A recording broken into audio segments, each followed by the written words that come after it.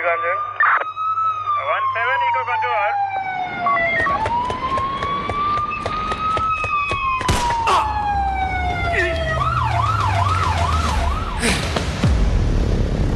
আধার রাতের শহরে ফিসফিসিয়ে চলে যাত্রা, শুধুই ঝুঁকি নেওয়ার রহস্যের ছলে। আপনি কি গোয়েন্দা গল্পের ভক্ত? শুরু হোক তদন্ত, এ খেলা সর্বনাশী, সব মিথ্যের বাজিমাত, গোয়েন্দার বাঁকা হাসি। জমে উঠুক রোমাঞ্চ, বিভিন্ন অজুহাতে এসেছে আবার নতুন গল্প নিশিডাকের রাতে। নমস্কার বন্ধুরা, নিশিডাক গল্পের আড্ডায় আমি জয়দীপ আরও একবার তোমাদের সবাইকে স্বাগত জানাই।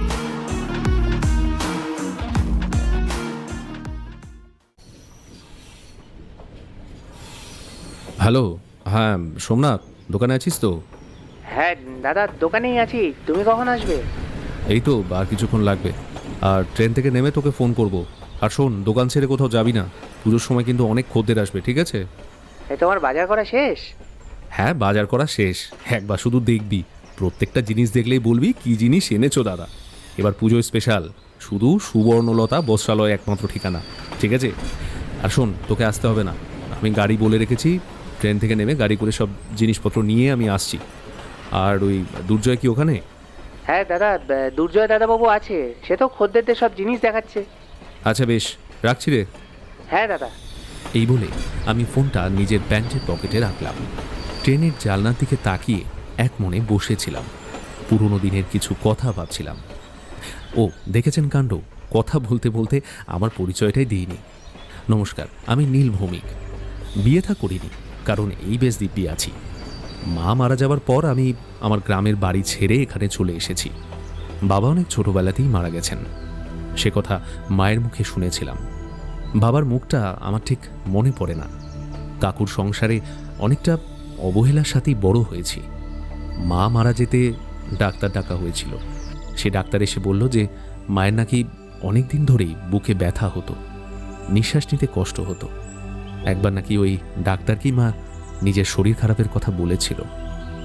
ডাক্তার দেখে হার্টের সমস্যা হয়েছে সেরকমই কথা বলে, ওষুধপত্র লিখে দেয়। তবে সেই ওষুধের দাম নাকি অনেক। সেই কথা শুনে মা আর কাউকে কিছু বলেনি, যদিও আমি জানি কেন বলেনি।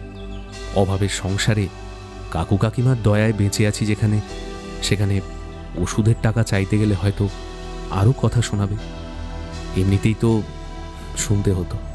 খেতে বসে যে কোনো কাজে যখন তখন কাকিমা মাকে অনেক কথা শোনাতো। তাই হয়তো মা আর অসুস্থতার কথা কাউকে জানায়নি, আমাকেও না। আমি যে দুটো টিউশন করতাম সেই টাকাটাও কাকুর হাতে তুলে দিতাম। ভাবতাম যদি কাকু কাকিমা একটু খুশি হয়, কিন্তু তেমনটা হয়নি। তারপর একদিন চুপিসারে মা চলে গেল আমাকে ছেড়ে। সেদিনের পর আর ওখানে থাকতে মন চায়নি। একদিন কাকুকে বলে বেরিয়ে এলাম। কোথায় যাব, কি করব, একটা বারের জন্য কেউ জিজ্ঞাসা করলো না। মনে মনে বুঝতে পারলাম হয়তো আমি চলে যাচ্ছি বলে সবাই খুশি। চলে এলাম কলকাতায়, যদিও এখানে কাউকে আমি চিনতাম না, কার কাছে যাব সব কিছুই অজানা। এরপর বেশ অনেকগুলো দিন আমি মন্দিরে ছিলাম একটা। ওখানে যে প্রসাদ দেওয়া হতো সেগুলোই খেতাম। আস্তে আস্তে কাজের খোঁজ করলাম। একটা ওই জামা কাপড়ের দোকানে বেশ কিছুদিন কাজ করি, প্রায় 2 বছর। দোকানের দাদা ভদ্রলোক, খুবই ভালো মানুষ। একদিন ওনাকে বললাম যে আমি আমার নিজের কাপড়ের দোকান খুলতে চাই। উনি খুব খুশি হয়েছিলেন সেটা শুনে। নিজে গ্যারান্টার হয়ে ব্যাংক থেকে আমার জন্য লোনের ব্যবস্থা করে দেন। আর কি, পথ চলা শুরু। একটা জামা কাপড়ের দোকান আছে আমার কলকাতার বাগবাজারে। বেশ কয়েকদিন হলো আমি কলকাতায় আছি। একটা রুম ভাড়া নিয়ে থাকি। আমার সঙ্গে থাকে যে ছেলেটি, ওর নাম দুর্জয়। দুর্জয় একজন প্রফেশনাল ডিটেকটিভ। আমার সাথে আমার রুমেই থাকে। মোট কথা আমরা দুজনে ঘরটা শেয়ার করে থাকি আর কি, দুজনে মিলেই ভাড়া দিই। আমার আবার এই তদন্তের ব্যাপারে সবসময় ভীষণ আগ্রহ ছিল। আসলে আমার ভালো লাগে এইসব ইনভেস্টিগেশন। ওই জন্যই মাঝে মাঝে কাজে ডুব দিই। না না, দোকান বন্ধ করি না, দোকান খোলাই থাকে, কিন্তু আমি থাকি না। দুর্জয়ের সাথে আমি যাই কোনো না কোনো তদন্ত করতে আর কি। আমার বেশ ভালোই লাগে। ওই জন্যই একটা লোক রেখেছি, ওর নাম সোমনাথ। এই একটু আগে ফোনে কথা হলো, সোমনাথ গিরি। আমার অবর্তমানে আমার দোকানের খেয়াল রাখে। তবে দুর্জয়ের বাড়িতে অনেকে আছে, আসানসোলে বাড়ি তো, তবে কাজের সূত্রে কলকাতায় থাকে। সে চাইলেই কলকাতায় একটা বড় বাড়ি ভাড়া করে থাকতেই পারত, সেই সামর্থ্য দুর্জয়ের আছে। কিন্তু দুর্জয় আমার মতোই একদম সাদামাটা, সাধারণ মানুষের মাঝেই থাকতে বেশি পছন্দ করে। সেই কারণে আমার সাথেই কষ্ট করে থাকে আর কি। দুর্জয়ের সঙ্গে আমার পরিচয়টা হয়েছিল দোকানেই। একটা কেসের ইনভেস্টিগেশনের সময় দুর্জয় আমার দোকানে এসেছিল। তারপর আমার সহায়তায় সে খুনিকে ধরতে পেরেছিল, সেই থেকে পরিচয়। এরপর আস্তে আস্তে বন্ধুত্ব হয়, আর সেখান থেকেই একদিন এসে একটা থাকার জায়গার খোঁজ করে। আমিও বলি যে একটা ভাড়ার ঘর রয়েছে, চাইলে থাকতে পারে। তখন তো জানতাম না যে আমার বাড়িতে থাকার পিছনে আর একটা উদ্দেশ্য তার আছে, যদিও সেটা আমি পরে বুঝতে পেরেছিলাম। আসলে একজনের উপর নজরদারি করবার জন্য আমার ঘরে থাকা। কিন্তু প্রায় 20 দিন থাকার পর যখন আমি জানতে পারি যে তার এখানে থাকার আসল কারণটা, তখন তো আমি রীতিমতো অবাক। তারপর কেসটাও সমাধান হয়, দুর্জয় চলে যায়। আমার মনটাও কেমন জানি খারাপ হয়ে গিয়েছিল। মনে মনে ভাবি, এই তো কটা দিন দুজনে বেশ আনন্দেই ছিলাম।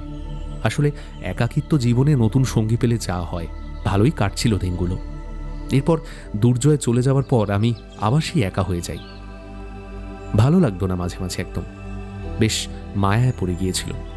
এরপর আবার একদিন দেখি দুর্জয় তার জামা কাপড় ব্যাগ সমস্ত গুছিয়ে টুছিয়ে নিয়ে একদম হাজির আমার ঘরে। আমি বলেছিলাম যে আবার কোনো কেস টেস এসে পড়লো কিনা, তাই এখানে এসেছে কিনা, কিন্তু সে আমাকে অবাক করে দিয়ে বলল যে এবার থেকে নাকি আমার এই ছোট্ট ভাড়ার ঘরেই সে থাকবে, ভাড়ার টাকা দুজনে ভাগ করে নেবে। যদিও প্রথমে আমি দুর্জয়কে আমার ঘরে থাকতে দিতে রাজি হইনি, তার কারণ আবার হয়তো কোনো দিন চলে যাবে, আমার খারাপ লাগবে, আবার একা হয়ে যাব। ছোটবেলা থেকেই একা থাকা আমার অভ্যেস, কিন্তু এই কদিনে সেই অভ্যেস আমার যেন একদম চলে গিয়েছিল। তাই আবার যদি কোনো দিন দুর্জয় চলে যায়, তখন তো আমার খারাপ লাগবে। সেজন্যই প্রথমে রাজি হইনি, কিন্তু পরে দুর্জয় আমায় কথা দেয় যে সে আর কোনোদিন যাবে না। আসলে সেও আমাকে দাদার মতোই ভালোবাসতে শুরু করেছে। দুর্জয় আমার থেকে বেশ কয়েক বছরের ছোট, কিন্তু এই ছোট হলেও তার বুদ্ধির কাছে কিন্তু বড় বড় অফিসার পর্যন্ত হেরে যায়। সেই থেকে আমি আর দুর্জয় এই একই বাড়িতে থাকি। মাঝে মাঝে তার এই গোয়েন্দাগিরির কাজে আমার সাধ্যমতো সাহায্য করার চেষ্টা করি। দুজনের খাবারটুকু রান্নাবান্না করি, দুজনে মিলেই ভাগ করে আর কি। এই আমাদের গল্প। যাকে দেখুন, কথা বলতে বলতে পৌঁছে গেলাম কলকাতায়।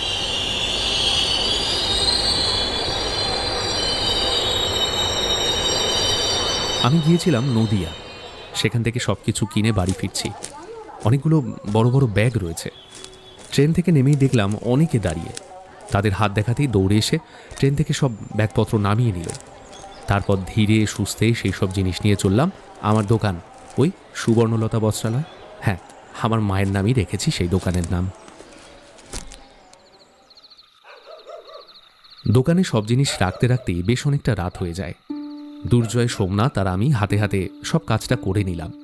দুর্জয় যখন ফাঁকা থাকে তখন সে আমার এই দোকানে এসেই বসে, আমাকে যতটা পারে সাহায্য করে আর কি।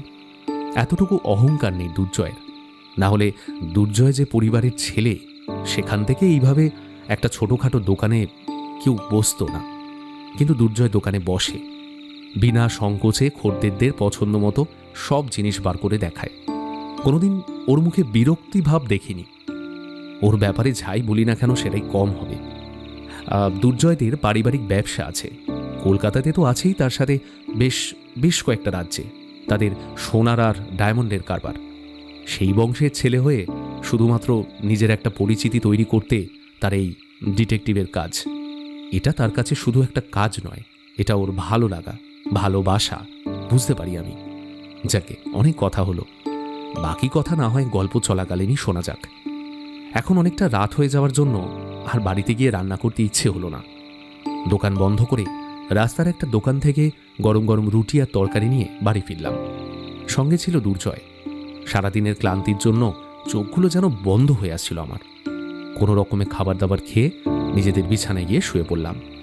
রাতে আর ঘুম ভাঙেনি, এক ঘুমে সেই সকাল। তবে সকালবেলায় দরজার কলিং বেলের শব্দে আমার ঘুমটা ভেঙে গেল। ঘুমের ঘরে ভাবলাম যে এত সকালবেলা আবার কে এলো, কিন্তু ঘড়ির দিকে চোখ পড়তেই দেখলাম প্রায় 10টা ছুঁই ছুঁই। তাড়াহুড়ো করে বিছানায় উঠে বসতেই আমি ভাবলাম, এত বেলা হয়ে গেছে, দুর্জয় একবারও ডাকেনি। ঘুম ঘুম চোখে ঘর থেকে বেরিয়ে দুর্জয়ের ঘরের দিকে একবার তাকিয়ে দেখলাম, কিন্তু দুর্জয়কে দেখতে পেলাম না। আর ওদিকে দরজায় কলিং বেলের শব্দ 2-3 বার হয়ে গেছে। তাই আর কিছু না ভেবে দরজা খুলে দাঁড়ালাম। দেখলাম একজন বয়স্ক লোক, বয়স আন্দাজ 70-এর কাছাকাছি। আমি ওনাকে দেখেই বললাম, হ্যাঁ বলুন, কাকে চান? বলছিলাম, এখানে কি ডিটেকটিভ দুর্জয় সিংহ থাকেন? হ্যাঁ, এখানেই থাকে। আপনি? নমস্কার, আমার নাম উমাশঙ্কর ঘোষাল। আমি একটা কেসের ব্যাপারে কথা বলতে এসেছিলাম। যদি দুর্জয়বাবু থাকেন তাহলে ওনাকে একটু ডেকে দিন। আচ্ছা, ঠিক আছে, আপনি আগে ভেতরে এসে বসুন, আমি দুর্জয়কে ডেকে দিচ্ছি।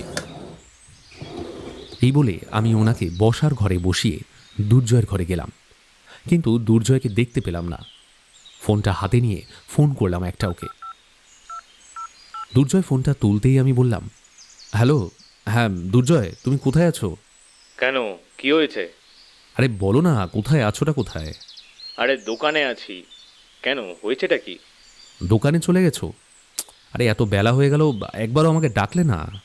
আমি তোমাকে ডাকতে গিয়েছিলাম, দেখলাম তুমি নাক ডেকে ঘুমোচ্ছ, তাই আর ডাকিনি।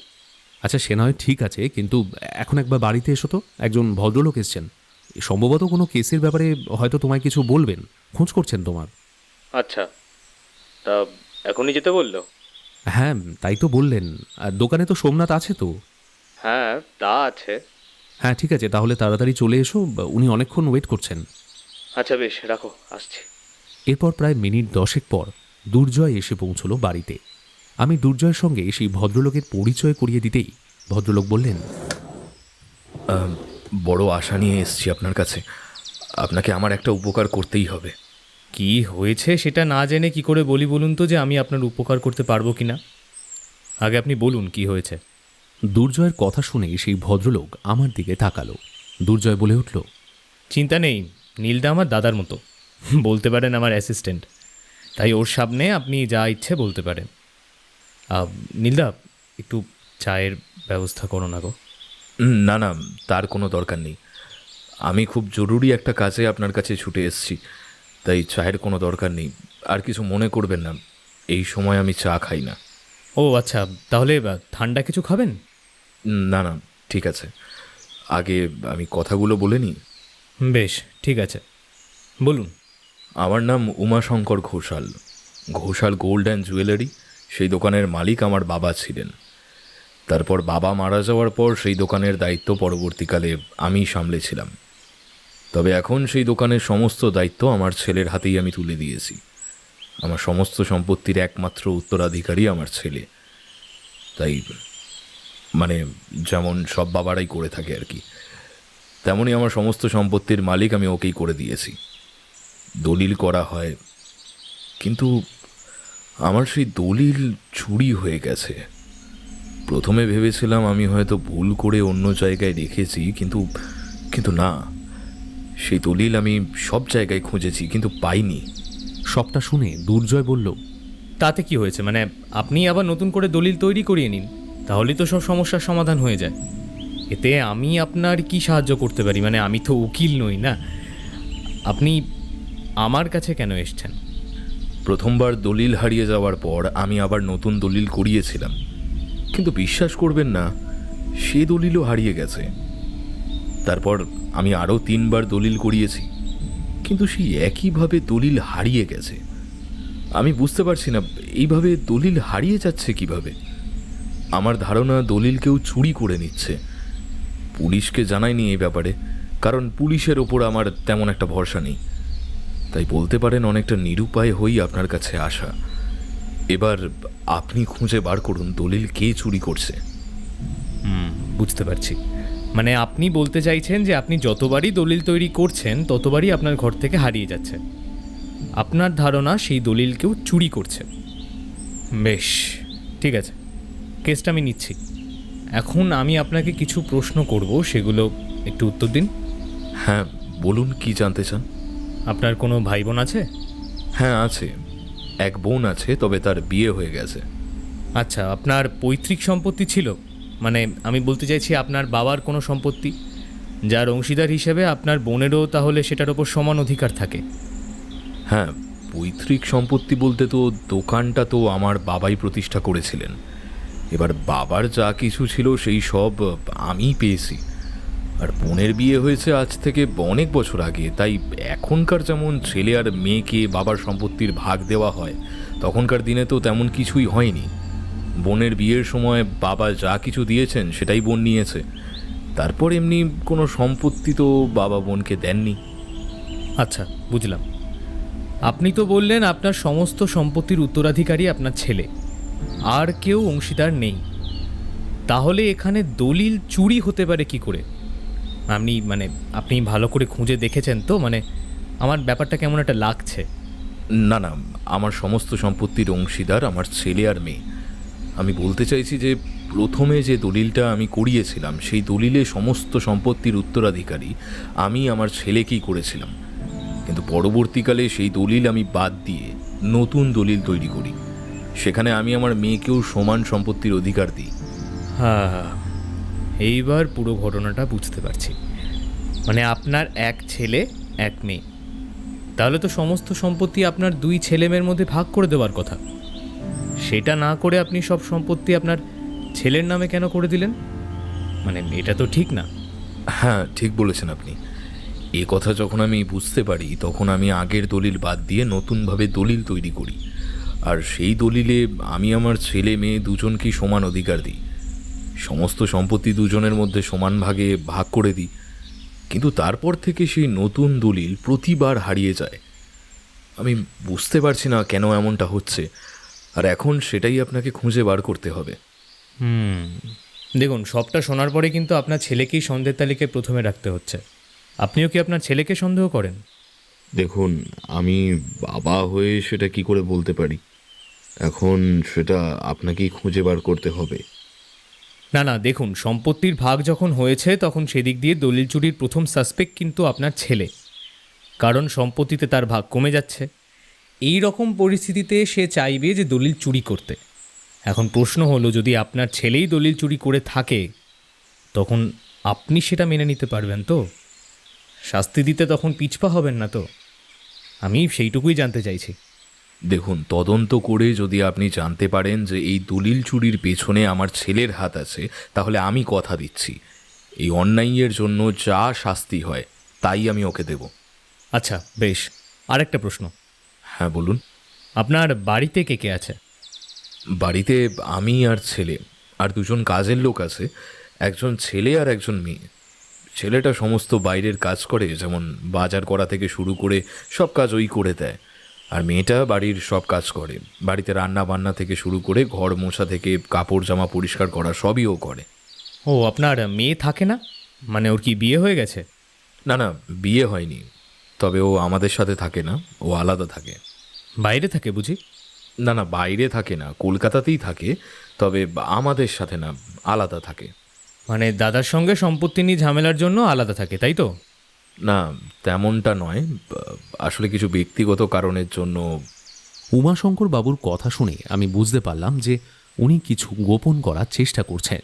সেটা হয়তো দুর্জয় বুঝতে পেরেছে, তাই সে বলল, দেখুন উমাশঙ্করবাবু, আমি প্রথমেই আপনাকে একটা কথা বলে দিই, দয়া করে কিচ্ছু গোপন করবেন না, তাহলে আমরা আসল অপরাধী নাগাল পাবো না। সেই জন্যই বলছি, আপনি যদি সব খুলে বলেন তাহলে ভালো হয়। না না ঠিক আছে, আমি আপনার কাছে কোনো কথা গোপন করব না। আচ্ছা বেশ, ঠিক আছে, আপনি একটা কাজ করুন, আপনার বাড়ির ঠিকানা আর আপনার ফোন নাম্বারটা একটু লিখে দিয়ে যান, আমি দেখছি কতদূর কী করা যায়। অনেক উপকার করলেন আপনি আমার, তার জন্য অনেক ধন্যবাদ আপনাকে জানাচ্ছি। আর একটা কথা, মানে যদি আপনার ফিসটা একটু বলতেন তাহলে ভালো হতো। অ্যাডভান্স কিছু টাকা আমি দিয়ে যেতাম তাহলে। না না ঠিক আছে, চিন্তা করার কোনো দরকার নেই, আমি তো এখনই কাজ শুরু করছি না। যখন কাজ শুরু করব ঠিক সময় চেয়ে নেব, অসুবিধা নেই। আচ্ছা বেশ, তাহলে আজ আমি আসি। বেশ। আর আমি একবার আপনার বাড়ি যাব আজকে, সম্ভবত বিকেলের দিকে। বাড়িতে একটু সবাইকে থাকতে বলবেন, আমি আলাদা করে সবার সঙ্গেই কথা বলবো। ঠিক আছে, আমি আপনার জন্য অপেক্ষা করব। তাহলে চলি, কেমন? নমস্কার। হ্যাঁ, আসুন। সাবধানে যাবেন। উমাশঙ্করবাবু চলে যেতেই দুর্জয় বসার ঘরে এসে বসল। তারপর আমার দিকে তাকিয়ে বলল, কি বুঝলে নীলদা, দলিল চুরি কে করতে পারে? আমি আমি আর কি বলবো বলো তো। আরে হ্যাঁ, বলো বলো, তোমার কাকে সন্দেহ হয় বলো, আমি মাথায় রাখবো।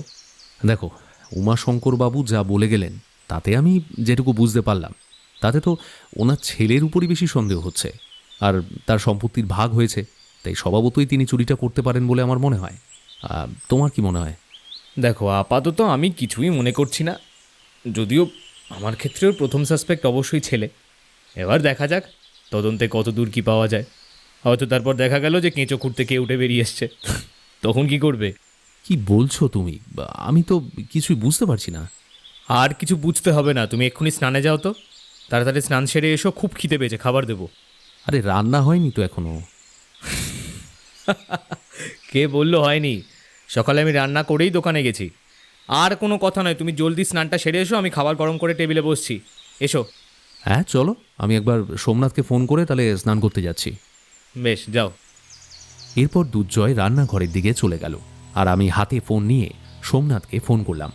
সোমনাথ বলল দোকানে সব কিছু ঠিকঠাক আছে। তাই আমি কাঁধে গামছা নিয়ে বাথরুমের দিকে চলে গেলাম। মিনিট 10 পরে স্নান সেরে খাবারের টেবিলে গিয়ে বসলাম। খাবার খেয়ে একটু ভাত ঘুম না দিলে হয়? তাহলে আমরা আবার কিসের বাঙালি? এরপর বিকেল হতেই দুর্জয় আমাকে বলল, নীলদা, মনে আছে তো বিকেলে উমাশঙ্কর ঘোষালে বাড়ি যাওয়ার কথা? যাবে তো আমার সাথে? আমি যাব, সে কথা আবার তোমাকে বলে দিতে হবে নাকি?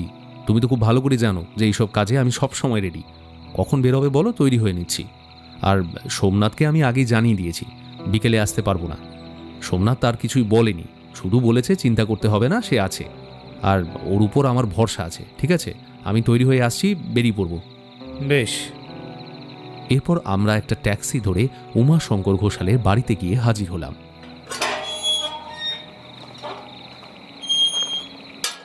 আমাদের দেখে ভদ্রলোক বসতে দিলেন, তারপর ডেকে বললেন, শিবু, কোথায় গেলি? চা জল খাবারের একটু ব্যবস্থা কর। এই না না, তার কোনো দরকার নেই, আমরা কিছু কথা বলতে এসেছি বলেই চলে যাব। না না, তেমনটা বললে কি করে আর হয়? এই প্রথমবার আপনারা আমার বাড়ি এসেছেন, একটু চা জল খেয়ে যান। আচ্ছা বেশ, একটু চা দিন, তাহলেই হবে।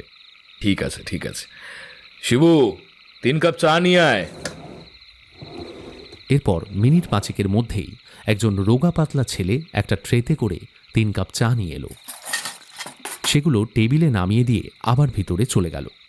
দুর্জয় উমাশঙ্কর বাবুকে উদ্দেশ্য করে বলল, আচ্ছা, ওকে? ওর নাম শিবু। বলেছিলাম না বাড়িতে বাইরের কাজের জন্য, মানে ওই বাজার টাজার করার জন্য একটা ছেলে আছে, ও হলো সেই কাজের ছেলেটা। ওর নাম শিবু। আর আপনি আরেকজন কাজের মেয়ের কথা বলছিলেন না, সে কোথায়? বাড়িতেই আছে, হয়তো রান্নাঘরে আছে। আপনি বললে আমি ডেকে দিতে পারি। আচ্ছা আচ্ছা, ঠিক আছে, আমি সবার সাথেই কথা বলবো। তার আগে বলতে চাইছিলাম যে আপনার ছেলে বাড়িতে আছে তো? না, আলোক বাড়িতে নেই। আমি বলেছিলাম বাড়িতে থাকতে, কিন্তু সে চলে গেছে। সে বলল দোকানে আজ নাকি খুব জরুরি কাজ আছে, তাই জন্য মানে। বেশ, ঠিক আছে, তার সাথে না হয় আরেকদিন কথা বলে যাব। আপনি এক কাজ করুন, বাড়ির কাজের লোকেদের সাথে আমি একটু কথা বলবো, একটু একা ছেড়ে দিন ঘরটা। হ্যাঁ হ্যাঁ, সে তো বটেই। আমি ভেতরে ঘরে যাচ্ছি, গিয়ে মালতী আর শিবুকে পাঠিয়ে দিচ্ছি। একসাথে নয়, হ্যাঁ, এক এক করে পাঠান। আমি প্রথমে মালতীর সঙ্গে একটু কথা বলতে চাই, ওকে ডেকে দিন। আচ্ছা বেশ। আমরা দুজনে বসে চা খাচ্ছিলাম, আর তখনই বছর 20 কাছাকাছি একটি মেয়ে ঘরে এসে দাঁড়ালো। পরনে তার শাড়ি, দেখে বুঝতে পারলাম যে ওই হলো মালতী। তারপর আমাদের সামনে এসে দাঁড়াতেই লক্ষ্য করলাম যে মালতী বেশ একটু ভয় ভয় রয়েছে। সেটা দুর্জয়ও লক্ষ্য করেছে। দুর্জয় বলল, দেখো মালতী, ভয় পাওয়ার কিছু নেই, যা যা জিজ্ঞাসা করবো একটু উত্তরগুলো দাও, আর মনে করে দিও। দুর্জয়ের কথা শুনে মালতী শুধু মাথা নাড়ালো। আচ্ছা মালতী, তুমি এই বাড়িতে কতদিন কাজ করছো? এগে দাদাবাবু, ওই 2-3 বছর হবে। না না, ঠিক করে বলো, 2 বছর না 3 বছর? মালতী যেন একটু চিন্তা করে বলল, না দাদাবাবু, তা ঠিক মনে পড়ছে না। তবে আমার মা মরে যাওয়ার পরই এই বাড়িতে কাজটা পাই। আগে মামার বাড়িতে ছিলাম, কিন্তু এখানে কাজ পাওয়ার পর এই বাড়িতেই থাকি। বাবুরা খুব ভালো মানুষ। আচ্ছা, বুঝলাম। আচ্ছা, এবার বলো তো, তোমার বড় বাবুর সঙ্গে তোমার দাদাবাবুর সম্পর্ক কেমন? দুর্জয়ের প্রশ্নটা শুনে মালতী কিছু একটা ভেবে আস্তে আস্তে বলতে শুরু করলো। একদম ভালো নয় গো বাবু। যখন তখন ছোট থেকে ছোট কারণেই তাদের মধ্যে ঝামেলা হয়। ঝামেলা কে আগে করে, আর ঝামেলা হয় কি নিয়ে? ঝামেলার কি আর কোনো কারণ থাকে বাবু? বড় বাবু দাদাবাবুর সাথে কথা বলতে গেলে দাদাবাবু চিৎকার চেঁচামেচি করে এমন কাণ্ড বাঁধায় যে আর কি বলবো। কেন এমনটা হয় জানো? ঝামেলার কিছু তো একটা কারণ থাকবে, শুধু শুধু কেউ আবার ঝামেলা করে নাকি? আমার কথা শুনে মালতী চুপ করে রইল। দুর্জয় বলল, বেশ, তাদের এই ঝামেলা তুমি কি প্রথম থেকেই দেখছো? না না বাবু, আগে এরকম ঝামেলা হতো না। সব সময় এরা কত হাসি খুশিতে থাকতো বাবা ছেলে মিলে। তাহলে এমনটা হলো কেন? মানে তোমার দাদাবাবুর কি বিয়ে হয়নি? না, বিয়ে হয়নি তো। কাউকে পছন্দ করে বা কোনো মেয়েকে বিয়ে করবে বলে এমন কথা শুনেছো? তেমন তো কিছু শুনিনি বাবু। তবে বড় বাবু দাদাবাবুকে বিয়ের কথা বলেছিল। তখন তো দাদাবাবু বিয়েতে মতও দিয়েছিল। কিন্তু এই গত 6 মাসে বড় বাবু দাদাবাবুকে বিয়ের কথা বললেই দাদাবাবু দেখি খুব রেগে যায়। কেন? গত 6 মাসে কি এমন হয়েছে? আর বলবেন না বাবু, এই গত 6 মাসে জানতে পেরেছি যে বড় বাবুর নাকি আর একটা সংসার আছে। বলো কি তুমি? তুমি কি বলছো সেটা তুমি জানো? হ্যাঁ, আমি জানি, তাই তো বলছি। তবে এই কথা আপনি বড়বাবুকে বলবেন না, তাহলে আমার কাজটা চলে যাবে। আচ্ছা, আর কি জানো তুমি? মানে তোমার বড় বাবুর তো একটা মেয়ে আছে, তাই তো? সে এখানে না থেকে বাইরে কেন থাকে, তুমি কিছু জানো? তো বাইরে থাকবে না? ওই মেয়ে তো আর দাদাবাবুর নিজের বোন নয় কো। তাহলে এই বাড়িতে কেন থাকবে বলুন তো? মানে তুমি বলছো তোমার বড়বাবুর যে আরেকটি সংসার ছিল, সেই স্ত্রীর একটা মেয়ে আছে, তাই তো? আরে হ্যাঁ বাবু, তাই তো বলছি। এটা যখন থেকে জানাজানি হয়েছে তখন থেকেই এই বাড়িতে রাজ্যের অশান্তি শুরু হয়েছে। বড়বাবু আগে তো সব সম্পত্তি দাদাবাবুর নামেই করেছিল, কিন্তু যবে থেকে এই মেয়ের খবর জেনেছে তারপর দাদাবাবুর সেই ভাগের সম্পত্তি মেয়েকেও নাকি খানিকটা দেবে বলেছে বড়বাবু। সে কথা কি আর দাদাবাবু রাজি হয়? ব্যাস, শুরু হয়ে গেল ঝামেলা। আর হবে নাই বা কেন বলুন তো? নিজের ভাগের সম্পত্তি কেউ কি এমনি এমনি ছেড়ে দেবে? হ্যাঁ, সেই থেকেই তো এত ঝামেলা। দাদাবাবু তো এখন খুব একটা বাড়িতেও থাকে না, অনেকটা রাত করে বাড়ি ফেরে। বাবু যখন ঘুমিয়ে পড়ে তখন, আবার বাবু ওটার আগেই বাড়ি ছেড়ে বেরিয়ে যায়। বাবা ছেলে তো মুখ দেখা দেখি প্রায় বন্ধ বলা চলে। সম্পর্ক মোটেই ভালো নয় গো। এই তো ও কদিন আগে দুজনে মিলে খেতে বসেছিল, আর তখনই বড়বাবু দাদাবাবুকে বিয়ের কথা বলতে দাদাবাবু সে চিৎকার করে খাবারের প্লেট ছুঁড়ে ফেলে দিয়ে সে যাতা কাণ্ড। আর তারপরেই তো সেই দাদাবাবু বলল, বিয়ে করে আমার কি হবে? হ্যাঁ, বিয়ে করে কি হবে? সেখানে ভুলে যেও না যে আমার শরীরে কিন্তু তোমারই রক্ত বইছে। আমিও যদি তোমার মতো হয়ে যাই তখন, হ্যাঁ, ঘরের বউকে লুকিয়ে বাইরে গিয়ে একটা সংসার পেতে বসি, তখন কি হবে? তখন তো লোকে এটাই বলবে যে যেমন বাবা তেমনি ছেলে, তাই না? তারপর দাদাবাবু না খেয়ে নিজের ঘরেই চলে যায়। আর সেদিন থেকে দাদাবাবু রাত করে বাড়িতে ফেরে। আবার কোনো কোনো দিন তো আসেই না, দোকানে ঘুমিয়ে পড়ে। কি থেকে সে কি হয়ে গেল গো? বাবা ছেলের সম্পর্কটা একেবারেই মনে হয় শেষ হয়ে গেল।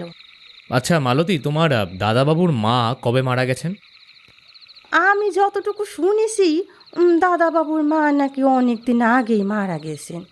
দাদাবাবু তখন অনেক ছোট ছিল। যে মেয়ের জন্য এত ঝামেলা, সেই মেয়ে কোনোদিন এই বাড়িতে আসেনি? হ্যাঁ, একবার তো এসেছিল গো, ওই বড়বাবুই এনেছিল। বড়বাবু বলেছিল যে ওর মা তো মারা গেছে, আর একা একটা মেয়ে বাইরেই বা কেন থাকবে। যখন তার নিজের ঘর বাড়ি সবই আসে। কিন্তু তারপরেই ওই দাদাবাবু বলে উঠলেন যে ওই মেয়ে এই বাড়িতে থাকলে দাদাবাবু নাকি এই বাড়িতে আর থাকবে না। তাই বড়বাবু বাধ্য হয়েই সে মেয়েকে নিয়ে বাইরে চলে যায়। এখন সে মেয়ে কোথায় আসে আমি কিন্তু সেসব কিছুই জানি না। আচ্ছা ঠিক আছে, তুমি যাও, আর একটু শিবুকে পাঠিয়ে দাও না। আচ্ছা। মালতী চলে যাওয়ার পরেই আমি বলে উঠলাম, দেখেছ, এই উমাশঙ্কর বাবু তাহলে কিন্তু মোটেও ভালো মানুষ নয়। বাড়িতে স্ত্রী থাকতে বাইরে আরেকটা সংসার ছিল, এতদিন পর কোনো ছেলে সে কথা জানতে পারলে তো অশান্তি হবেই। আর তারপর ছেলের ভাগের সম্পত্তি অন্য কাউকে দিয়ে দিলে ছেলে কেন সেটা মেনে নেবে? ঠিক হয়েছে, দলিল চুরি হয়ে গেছে, ভালো হয়েছে। দেখো, সব কিছু না জেনে কীভাবে একজনকে কাঠগড়ায় দাঁড় করায়, আর সবার কথা আগে শুনি তারপরে বলবো না হয় দলিল চুরি ঠিক হয়েছে কি না। তুমি এখনও এই কথা বলবে? হ্যাঁ বলবো। তার প্রথম কারণ, উমাশঙ্করবাবু যখন জানতেন তার একটা মেয়ে আছে, তাহলে প্রথম যখন সম্পত্তি দলিল করেছিলেন তখন মেয়ের কথা তো তিনি জানতেন। আর প্রথমেই তাহলে সম্পত্তি 2 ভাগ করলেন না কেন? মানে তিনি যদি জানতেন যে তার একজন মেয়ে আছে, তাহলে প্রথমে দলিল থেকে তাকে বাদ দিয়ে পরে আবার দলিল রিনিউ করে তাকে কেন রাখলেন? ব্যাপারটা আমার ঠিক মিলছে না, জানো তো। উমাশঙ্করবাবুকে আবার জিজ্ঞাসাবাদ করতে হবে কেন উনি এমনটা করেছিলেন। আর যদি মেয়েকে সম্পত্তি দিতে চেয়েছিলেনই তাহলে প্রথমে সেটা করতে পারতেন, দ্বিতীয়বার তো করার দরকার পড়ে না। এই বলছি, শিবু এখনো এলো না কেন বলো তো? অনেকটা সময় তো হয়ে গেল। হ্যাঁ তাই তো, গেল কোথায় ছেলেটা? ডিটেকটিভ দেখে কেটে পড়লো নাকি? এমন সময় শিবু ঘরের মধ্যে প্রবেশ করলো। আমি বললাম, এই কি বলো তো ব্যাপার, হ্যাঁ এত দেরি হলো কেন তোমার? আসলে বাবু ওই রান্নাঘরে গ্যাস চেম্বারটা শেষ হয়ে গেছিল, রাতে রান্না করতে দেরি হয়ে যাবে, ওই জন্য ওটা পাল্টে আসতে একটু দেরি হয়ে গেল, কিছু মনে করবেন না। শিবুর কথা শুনে দুর্জয় শিবুকে সামনে চেয়ারে বসতে বলল। শিবু তাই চেয়ারে বসলো। দুর্জয় বলল, আচ্ছা শিবু, এই বাড়িতে তুমি কতদিন কাজ করছো? আমি আর দুর্জয় শিবুর দিকে তাকিয়ে দেখলাম। শিবু বেশ জড়সড় হয়ে বসে আছে। ভয় নেই শিবু, তুমি কোনো অপরাধ না করে থাকলে কেউ তোমার কোনো ক্ষতি করতে পারবে না, সে কথা আমি তোমায় দিচ্ছি। দুর্জয়ের কথা শুনে শিবু যেন একটু সাহস পেল। নিজের চোখ বন্ধ করে একটা গভীর শ্বাস নিল, তারপর বলল, আগে আমি এই সবে 2 বছর হলো কাজ করছি। আগে আমার বাবা কাজ করতো, বাবা অসুস্থ হয়ে যাওয়ার পর থেকে আমি এই বাড়িতে কাজ করি। আমি যেহেতু বাড়ির বাইরে সব কাজ করি, তাই বিকেলের মধ্যেই সব কাজ মিটিয়ে রাতে বাড়ি ফিরে যাই। আজ বড়বাবু থাকতে বললো, তাই তো এখনো আছি বাবু। শিবু, তোমার বড়বাবু আর তোমার দাদাবাবুর মধ্যে সম্পর্ক কেমন? প্রশ্নটা শোনার পরেই শিবু কেমন যেন একটু চুপ হয়ে গেল। মালতী যেমন প্রথমেই কথাটা বলে দেয়, কিন্তু শিবু কথাটা বলতে চাইছে না। দেখো শিবু, তুমি না বললেও আমরা কিন্তু সব খোঁজখবর নিয়ে এসেছি। তাই কিছু গোপন করার চেষ্টা করে লাভ নেই, ধরে ফেলবো আমরা, কিচ্ছু লুকোবে না। আমরা জানি তোমার বড়বাবুর সঙ্গে তোমার দাদাবাবুর কেমন সম্পর্ক, শুধু তোমার মুখ থেকে শুনতে চাইছি, তাই যেটা জানো বলে ফেলো ঝটপট। আমার কথা শুনে শিবু আমার দিকে তাকিয়ে একবার দরজার দিকে ভালো করে দেখে নিয়ে আস্তে আস্তে বলতে শুরু করলো। মালতী যা বলে গিয়েছিল শিবুও সেই একই কথাই বলল। আমরা বুঝলাম যে মালতী ঠিক কথাই বলেছে। উমাশঙ্কর ভদ্রলোকটি মোটেও ভালো মানুষ নয়। এতক্ষণ কথা হওয়ার পর আমি যেটুকু বুঝলাম, তবে দুর্জয়ের দৃষ্টিভঙ্গি আমার থেকে বরাবরই আলাদা।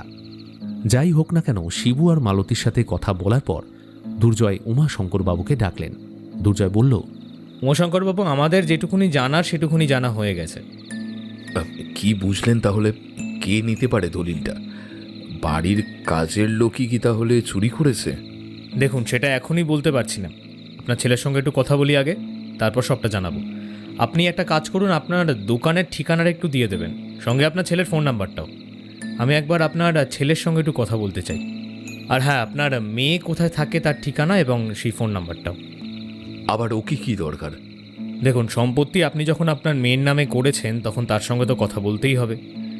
আপনার মেয়ের ঠিকানাটা একটু দেবেন। আচ্ছা বেশ, তবে ও মেসে থাকে। বেশ, আপনি সেই ঠিকানাটাই দিন একটু। হ্যাঁ। আর একটা প্রশ্ন, তার নাম কি? স্নিগ্ধা। বেশ, ঠিক আছে, ধন্যবাদ। এরপর উমাশঙ্করবাবু একটা কাগজে ওনার দোকানের ঠিকানা আর যেখানে মেয়ে থাকে সেখানকার ঠিকানাও লিখে দিলেন। সাথে দুজনেরই ফোন নাম্বার লিখে দিলেন। এরপর আমরা ওনার বাড়ি থেকে বেরিয়ে পড়লাম। বাইরে এসেই আমি দুর্জয়কে বললাম, বলছি উমাশঙ্কর বাবুকে কিছু জিজ্ঞাসা করলে না যে? দেখো, এই মুহূর্তে ওনাকে কিছু জিজ্ঞাসা করলেই উনি বুঝতে পেরে যাবেন যে কাজের লোকের থেকে আমরা খবর পেয়েছি। তাই এখন উমাশঙ্কর বাবুকে নো জিজ্ঞাসা। পরে একদিন এসে সবটা জানতে চাইবো। এখন চলো। এটা আমি ভেবে দেখিনি। এই জন্যেই দুর্জয় ডিটেকটিভ, বুঝেছো? সব দিকে নজর থাকে। আচ্ছা, এখন কোথায় যাবে বলো তো? বাড়ি যাবে? বাড়ি তো যাবই, কিন্তু তার আগে আর একটা জায়গায় যাব। ট্যাক্সিতে ওঠো বলছি।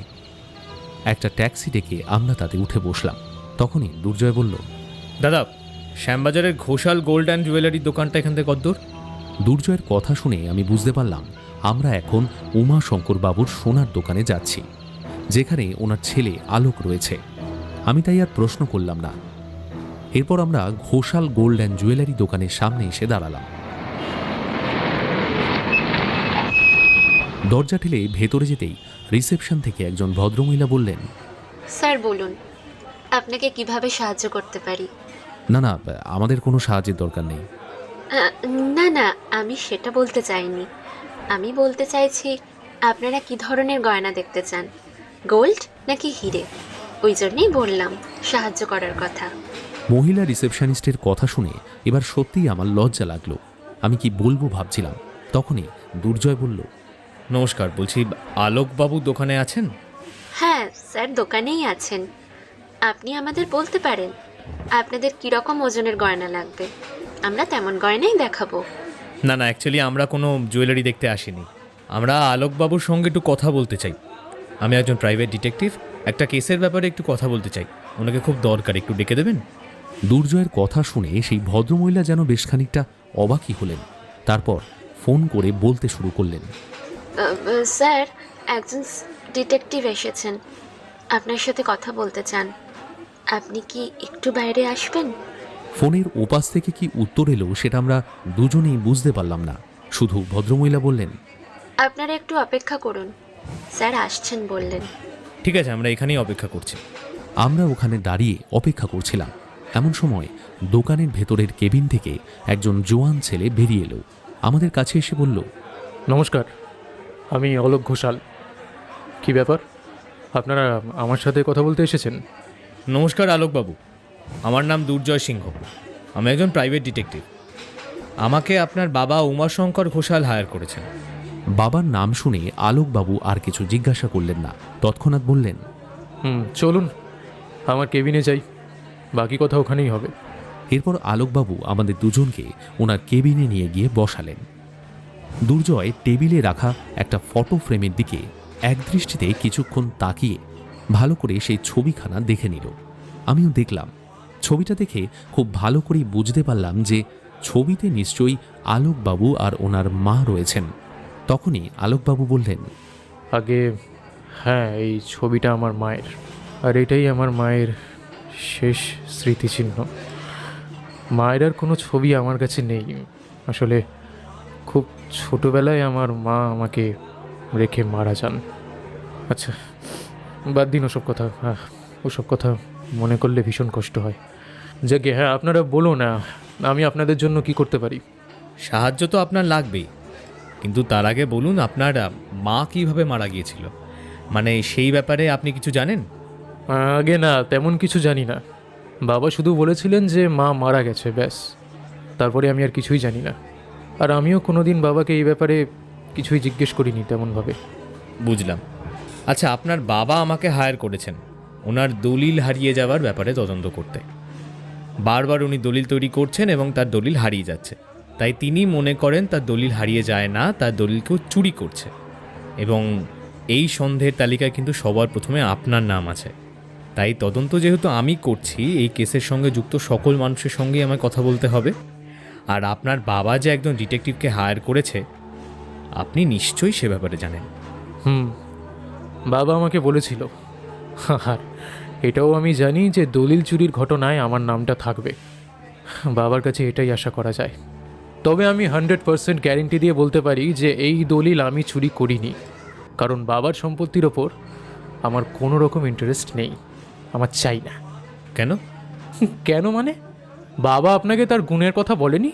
হ্যাঁ, বাবা বলেনি যে তার দুটো সংসার ছিল? এই 30 বছর বয়সে এসে আমি জানতে পারি যে আমার বাবার দ্বিতীয় সংসার ছিল, তার একটা মেয়ে আছে। এরকম পরিস্থিতি যদি আপনার সাথে ঘটতো আপনি কি করতেন? হ্যাঁ, তবে যে এটাই ভালো যে আমি ওই বাড়িতেই থাকি, না হলে ওই ঘরে থাকতে আমার একটু মাত্র ইচ্ছে করে না, একটুও না। আবার বাবার সম্পত্তির ওপর আমার লোভ, কোনো মাথা ব্যথা নেই সেখানে আমার। সে কথা আমি বাবাকে আগেই বলেছি। তাহলে এই দোকানটাও তো আপনার বাবারই, দোকানটা ছেড়ে দিচ্ছেন না কেন? আগে হ্যাঁ, দোকানটা বাবারই, কিন্তু এই 8 বছরে এই দোকানটাকে এই পজিশনে কে এনেছে? আমি, যেটা কোনো দিন বাবা আনতে পারিনি।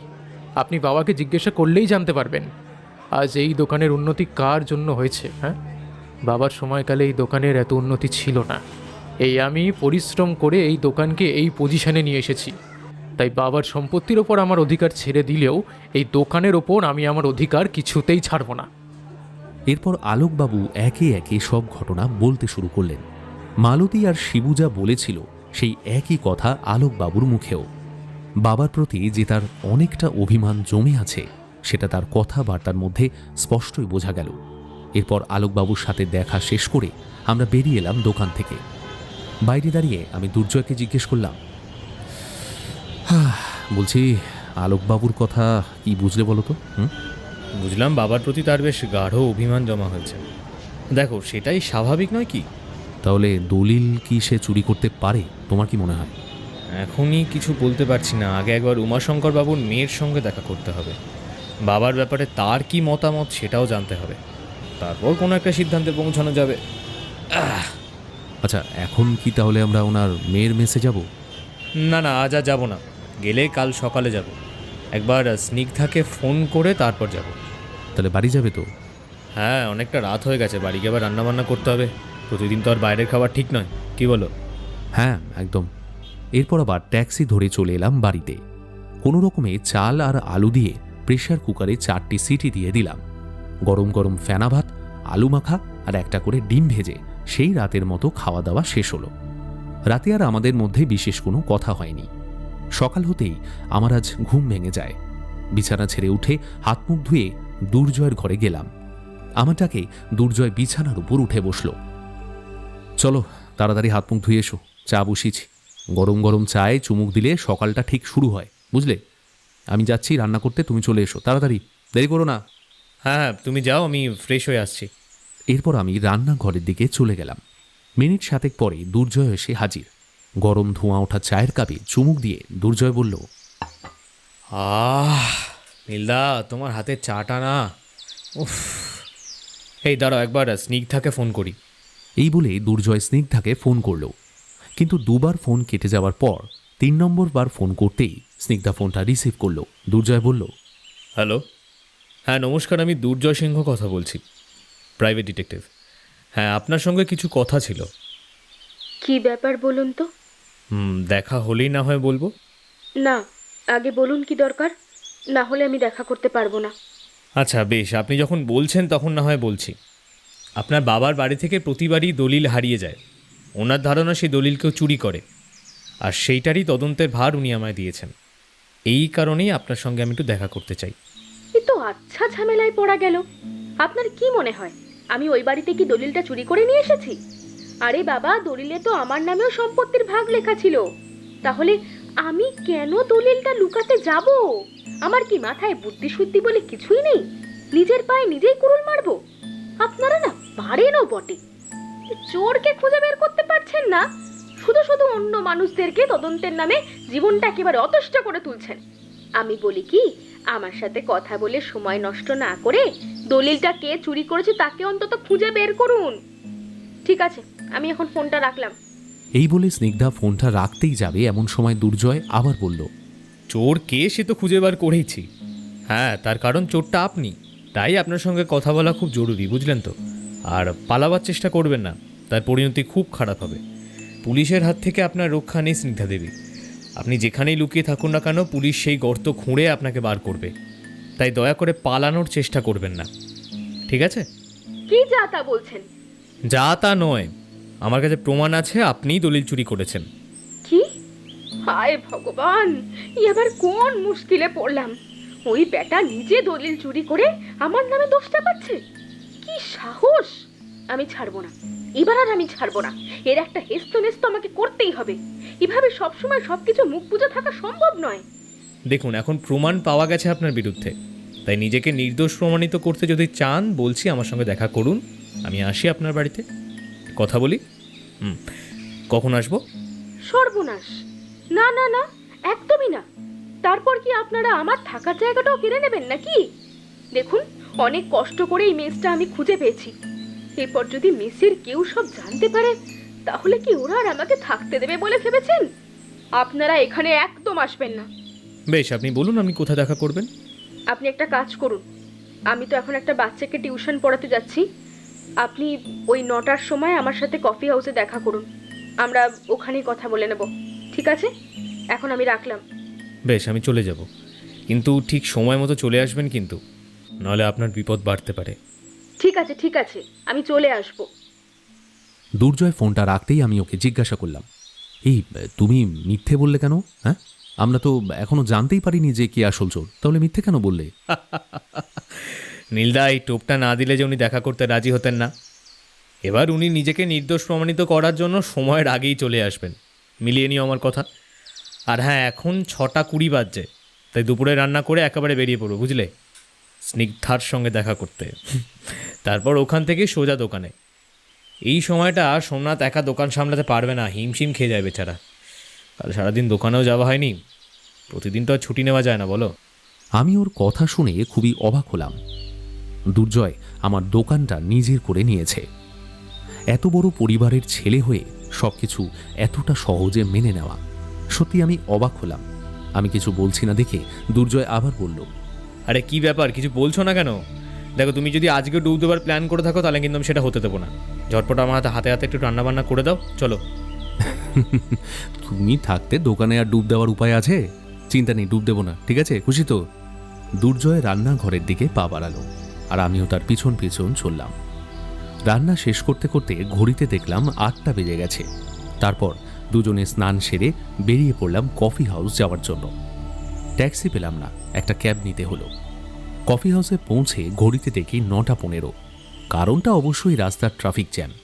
কফি হাউসের ভিতরে দাঁড়িয়ে দুর্জয়কে বললাম, আচ্ছা বলছি, স্নিগ্ধাকে তো আমরা চিনি না, তাহলে বুঝবো কেমন করে এসছে কিনা? সেই নিয়ে চিন্তা করো না মাই ডিয়ার নীলদা, উনি অনেক আগেই এখানে চলে এসেছেন। আমাদের সাথে পরিচয় নেই, তাই হয়তো আমরা ওনাকে খুঁজে পাচ্ছি না। 1 মিনিট দাঁড়াও, একটা কল করে দেখি। কথাটা বলেই দুর্জয় স্নিগ্ধার নাম্বারে কল করলো। এই কি ব্যাপার বলুন তো আপনাদের? আমাকে 9টার সময় এখানে আসতে বলে এখন 9:20 বাজতে চলেছে, এখনো আপনাদের কোনো দেখা সাক্ষাৎ নেই। এই আপনাদের সময় জ্ঞান?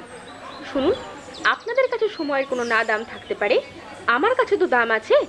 আমাকে মেসে ফিরে আবার রান্নার ব্যবস্থা করতে হবে, তাই যেখানে আছেন দয়া করে একটু তাড়াতাড়ি আসার চেষ্টা করুন। হ্যাঁ, আমরা কিন্তু অনেকক্ষণ আগেই চলে এসেছি, শুধু আপনাকে খুঁজে পাচ্ছি না। আপনি কোন দিকটা আছেন?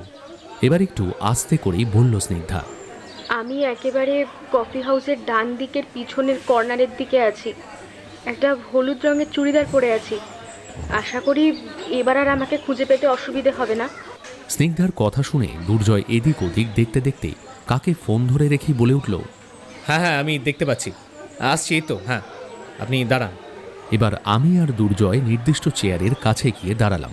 দুর্জয় বলল, হ্যালো, স্নিগ্ধা তো? সামনে বসে থাকা মেয়েটি বলে উঠল, হ্যাঁ, আমি স্নিগ্ধা। আপনারা কি ডিটেকটিভ? আপনাদের মধ্যে ডিটেকটিভ কে, নাকি দুজনেই ডিটেকটিভ? না, আমি ডিটেকটিভ না, ও ডিটেকটিভ। আমরা দুজনে বন্ধু, আবার আমাকে বলতে পারেন ওর অ্যাসিস্ট্যান্ট। নমস্কার, আমি নীল ভৌমিক, আর ও হলো... নমস্কার, আমি দুর্জয় সিংহ। আমার সঙ্গে আপনার ফোনে কথা হয়েছিল। আপনার বাবা আমাকে দলিল হারিয়ে যাওয়ার কেসে অ্যাপয়েন্ট করেছেন। আপনি সেই ব্যাপারে কিছু বলতে পারবেন? ও আচ্ছা, দাঁড়ান, একটু কফি অর্ডার দিই। কফি চলবে তো? হ্যাঁ। দেখুন, প্রথমত ওনার কোনো কিছুতেই আমার কোনো ইন্টারেস্ট নেই। নেহাত কোনো উপায় নেই, আর সঙ্গে কোনো গার্জেনের হাতের ছায়া মাথার ওপর নেই। আমার মা মারা গেছে এই গত 7 মাস আগে, আর মা মারা যাওয়ার আগে আমাকে বলে গেছেন উনি নাকি আমার বাবা। তাই সেই দিক দিয়ে আমি ওনার মেয়ে, ব্যাস এতটুকুই। এর মধ্যেই 3 কাপ কফি একজন ওয়েটার এসে দিয়ে গেছে। কফি খেতে খেতে দুর্জয় বলল, হ্যাঁ, কিন্তু আপনার বাবা তো আপনার নামও সম্পত্তির ভাগ রেখেছেন। সেটা উনি ওনার অন্যায় থাকতে এইসব করেছেন। আসলে নিজের বিবেকের কাছে তো উনি ছোট হতে চান না। উনি যেটা করেছেন সেটা কোনোভাবেই ক্ষমার যোগ্য নয়, কিন্তু আমি তো সেটা করতে পারবো না। যেখানে আমার মা ওনাকে ক্ষমা করে দিয়েছেন, সেখানে আমি আর কি করতে পারি? তবে আমার মা যদি আমার মতো মেয়ে হতো, তাহলে আমি বুঝিয়ে দিতাম একটা মেয়ের সর্বনাশ করার কত বড় শাস্তি হতে পারে। বাড়িতে একজন বিবাহিতা স্ত্রী আর সন্তান রেখে বাইরে আরেকজন মহিলাকে বিয়ে করে সংসার পেতে বসা, এটা যে কত বড় একটা অন্যায় সেটা আমি জানি খুব ভালো করি। তাই ওনার ছেলের প্রতি তো আমার কোনো রাগ নেই, কারণ ওই রকম একটা পরিস্থিতিতে যদি আমিও থাকতাম তাহলে আমারও ঠিক একই অবস্থা হতো। সম্পত্তিতে ভাগ আমি কোনোদিনই চাইতাম না, কিন্তু আমার তো কিছু করার নেই, কারণ টাকাটা এখন আমার কাছে খুবই দরকার। স্নিগ্ধার কথা শুনে এটুকু ভালো করে বুঝতে পারলাম যে উমাশঙ্কর বাবুর উপর তার ভীষণ রকম ক্ষোভ জমা হয়ে আছে। তবে আলোক বাবুর উপর তার কোনো অভিমান বা অভিযোগ কিছুই নেই। এইসব শুনে আমার উমাশঙ্কর বাবুর প্রতি যেটুকু পরিমাণ শ্রদ্ধা ছিল সেটাও যেন চলে গেল। সত্যি তো, বাড়িতে একজন স্ত্রী থাকতে বাইরে অন্য কোনো নারীকে বিয়ে করে সংসার স্থাপন করা আইনের চোখে যেমন অপরাধ, তেমন দুই বাড়ির নারীর কাছেও সেটা সমান বড় অপরাধ। তিনি এটা কিভাবে করলেন কে জানে। দুর্জয় বলল, আচ্ছা, সেসব না হয় বুঝলাম, কিন্তু এই যে আপনার বাবার বাড়ি থেকে বারবার দলিল চুরি হয়ে যাচ্ছে, তাতে আপনার কি মনে হয়? আপনার কাউকে সন্দেহ হয়? দেখুন, আমি এই ব্যাপারে কিচ্ছু বলতে পারবো না, কারণ আমি এখন ওই বাড়িতে থাকি না। এখন ওনার বাড়ি থেকে, ওনার নিজের রুম থেকে কে দলিল চুরি করেছে সেটা নিয়ে আমি কিছু বলতে পারবো না। তবে যদি বলেন যে উত্তর দিতেই হবে, তাহলে বলতে পারি এই ব্যাপারে ওনার ছেলেরই বেশি হাত থাকার কথা। কারণ প্রথম যখন দলিল উনি করেছিলেন তখন তো ওরা ছেলের নামেই করেছিলেন সমস্ত সম্পত্তি, পরবর্তীকালে আমার নামে করেছেন হয়তো, আর তার জন্যই তিনি বারবার দলিল চুরি করে নিচ্ছেন। তবে এটা একটা স্বাভাবিক ঘটনা। নিজের সম্পত্তি বা নিজের ভাগ কেউ নিশ্চয়ই কখনো ছেড়ে দিতে চায় না। তাতে আমার ওনার প্রতি কোনো রকম রাগ অভিমান কিছু নেই, এটা তো আমি আগেই বললাম। বলছিলাম কি, আর কোনো প্রশ্ন কি আছে? না হলে আমি এবার একটু বাড়ি যেতে পারি, কারণ এখান থেকে ফিরে আমাকে খাওয়ার ব্যবস্থাটাও তো করতে হবে। আরেকটা কথা, আমি যতটা শুনেছি আপনার বাবার কাছ থেকে যে আপনি মাসের খরচ বাবদ বেশ অনেক টাকাই পান, তাহলে আপনি টিউশনি কেন পড়াচ্ছেন? দেখুন, একটা কথা না আমি আপনাদেরকে বলতে চাই, আর সেটা হলো, হ্যাঁ, উনি আমাকে মাসের খরচ বাবদ টাকা দেয়, কিন্তু এই টিউশনগুলো আমি আমার নিজের জন্য করি, নিজের মন ভালো করার জন্য। একা একা আমার ঘরে বসে থাকতে ভালো লাগে না, তাই একটু মনকে ভালো রাখার জন্য এই টিউশনগুলো আমার করা। স্নিগ্ধার কথা বলার মাঝখানেই তার ফোনের আলোটা জ্বলে উঠল। সেখানে আমি লক্ষ্য করলাম একটা ছবি ফোনের ওয়ালপেপারে সেট করা। উল্টো দিক করে দেখলেও আমি বুঝতে পারলাম সেটা স্নিগ্ধা আর তার মায়ের ছবি। দুর্জয়ও সেদিকেই তাকিয়েছিল। বলল, আপনার মায়ের ছবি বুঝি? স্নিগ্ধা যেন একটু অবাক হয়ে বলল, হ্যাঁ, আমার মায়ের ছবি। আচ্ছা, তাহলে আমি আজ আসি। বেশ, ঠিক আছে, তাহলে আপনি যান, অসুবিধা নেই। আর দরকার পড়লে কিন্তু পরে আরেকবার বিরক্ত করব। না না, ঠিক আছে, এতে আবার বিরক্তির কি আছে? দরকার হলে নিশ্চয়ই ফোন করবেন, আর আমি ঠিকই দেখা করব। আজ তবে চলি। এই বলে স্নিগ্ধা চলে গেল। কফির বিল মিটিয়ে দিয়ে আমরা সোজা ট্যাক্সি করে দোকানে এলাম। তারপর দুপুর হতেই বাড়ি আসি। দুপুরের খাবার খেয়ে আমি একটু বিশ্রাম নিয়ে দোকানে চলে গেলাম। দুর্জয় বাড়িতেই রইল। সে বলল, নীলদা, তুমি দোকানে যাও, বুঝলে? এই কেসটা নিয়ে একটু স্টাডি করবো বাড়িতে এই বেলা, আর দোকানে যাব না। আমি আর কিছু বললাম না। দুর্জয় ঘরে বসে নিজের কাজ করতে লাগলো। ওদিকে দোকানের কাজ মিটিয়ে আসতে আসতে আমার রাত 9টা বেজে গেল। বাড়ি ফিরে দেখি দুর্জয় এখনও তার ঘরে বসে কী সব লেখালেখি করছে। আমি আর ডিস্টার্ব করলাম না। প্রায় নিঃশব্দে হাত মুখ ধুয়ে রান্নার ঘরে চলে গেলাম। এরপর গরম গরম 2 কাপ চা নিয়ে দুর্জয়ের ঘরে প্রবেশ করলাম। আমি যে ঘরে প্রবেশ করেছি সেটা দুর্জয় টের পায়নি, আর তাতে বুঝলাম সে খুব গভীর মনোযোগ দিয়ে কিছু কাজ করছে।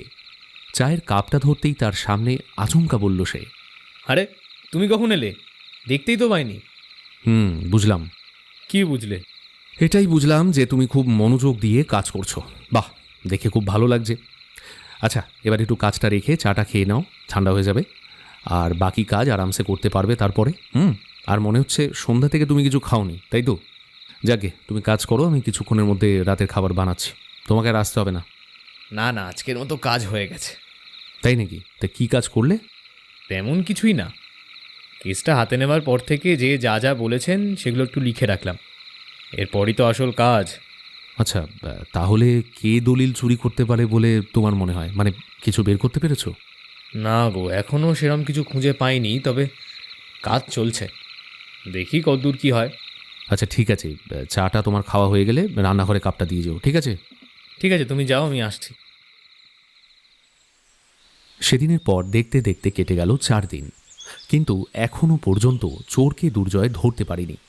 এমনই একদিন উমাশঙ্করবাবু সকালবেলায় ফোন করলেন দুর্জয়কে। নমস্কার, আমি উমাশঙ্কর ঘোষাল বলছিলাম। হ্যাঁ, আমি বুঝতে পেরেছি, বলুন, নাম্বারটা সেভ করা আছে।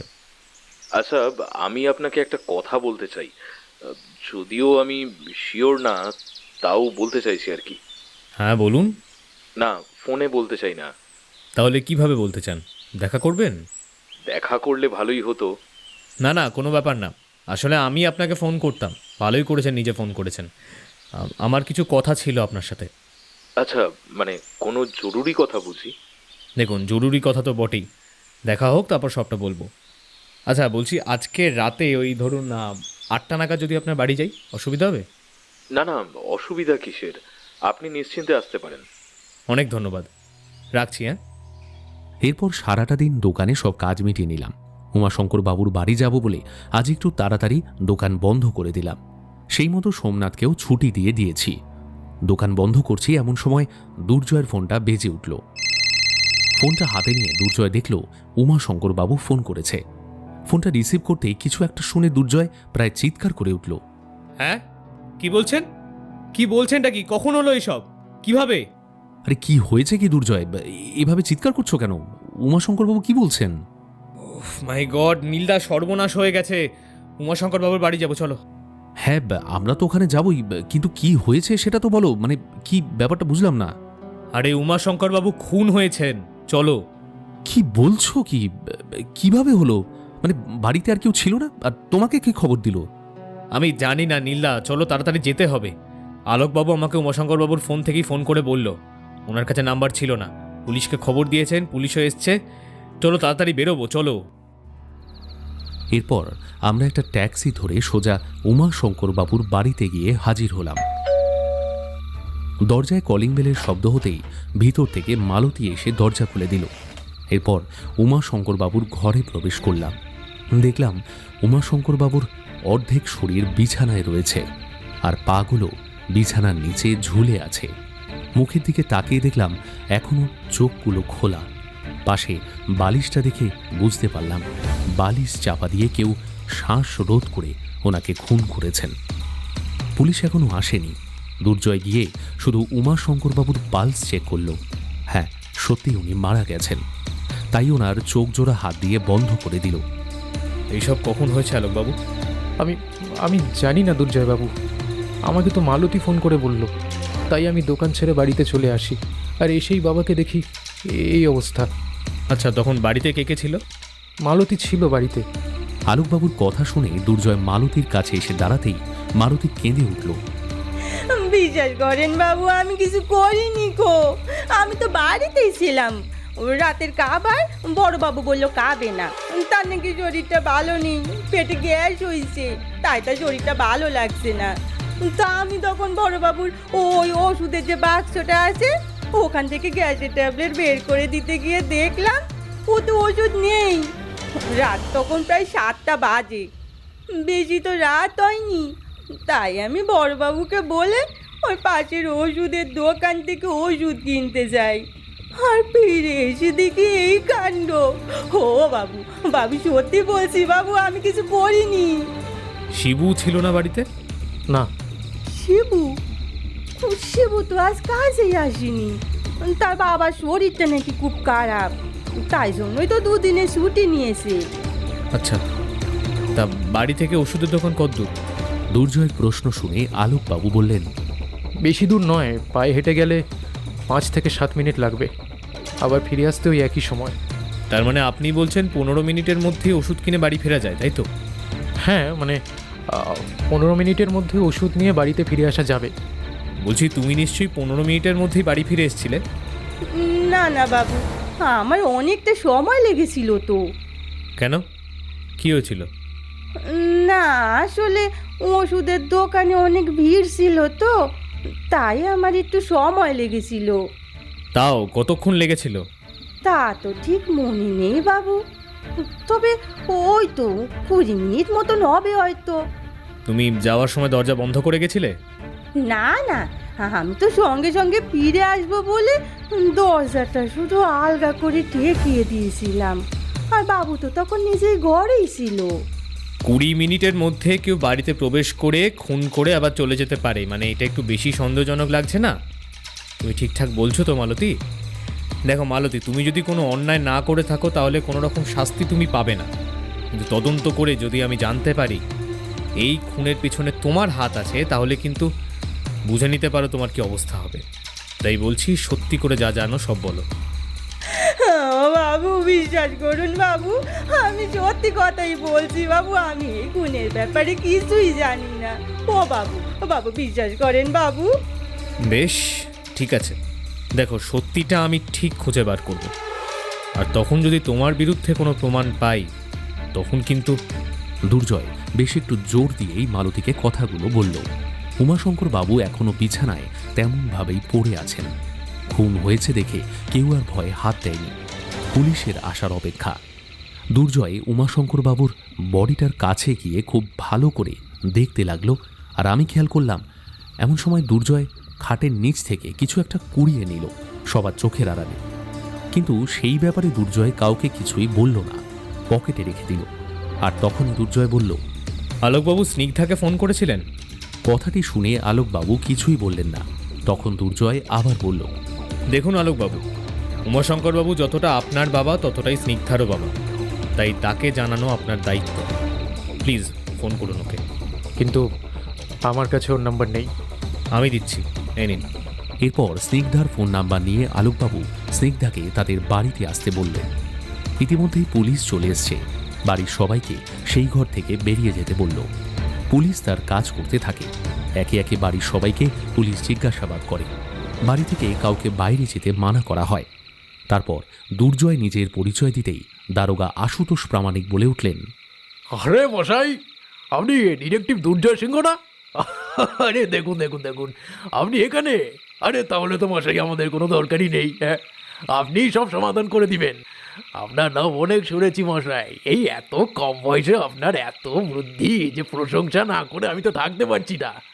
পরিচয় করবার খুব ইচ্ছে ছিল আপনার সাথে। হ্যাঁ, তবে এখানে যে এইভাবে দেখা হয়ে যাবে বুঝতে পারিনি মশাই। সত্যি আপনি অল্প বয়সে অনেক নাম করে নিয়েছেন। হ্যাঁ, বিখ্যাত লোক মশাই আপনি। আচ্ছা, আপনি তো এখানে অনেক আগে থেকে আছেন, তাহলে কি বুঝলেন? হ্যাঁ, এই খুন টুন কে করেছে? দেখুন স্যার, উমাশঙ্করবাবুর সঙ্গে আমার পরিচয় হয় অন্য একটা কেস নিয়ে। সেটা হলো ওনার বাড়ি থেকে দলিল যতবারই উনি নতুন করে তৈরি করছিলেন ততবারই দলিল হারিয়ে যাচ্ছিল। তাই তিনি ধারণা করেন যে ওনার বাড়ি থেকে দলিল কেউ চুরি করে নিয়ে যাচ্ছে। আর এখন যখন উনি বেঁচে নেই তখন ওনাকে দেওয়া কথাটা তো আমাকে রাখতেই হবে, তাই সেটা আমি করবই। দুর্জয়ের কথা শুনে আলোকবাবু সামনে এগিয়ে এসে দুর্জয়কে উদ্দেশ্য করে কিছু বলতেই যাবেন, এমন সময় স্নিগ্ধা এসে উপস্থিত হলো। স্নিগ্ধা উমাশঙ্কর বাবুকে তেমন একটা পছন্দ না করলেও যতই হোক নিজের বাবা, তাই চোখের সামনে বাবার মৃতদেহ দেখে স্নিগ্ধার অজান্তেই চোখের কোণায় কিছুটা জল জমা হয়। হাতের তালু দিয়ে সেই জল সকলের আড়ালে মুছে নিল। তারপর পুলিশ স্নিগ্ধাকেও কিছু জিজ্ঞাসাবাদ করল।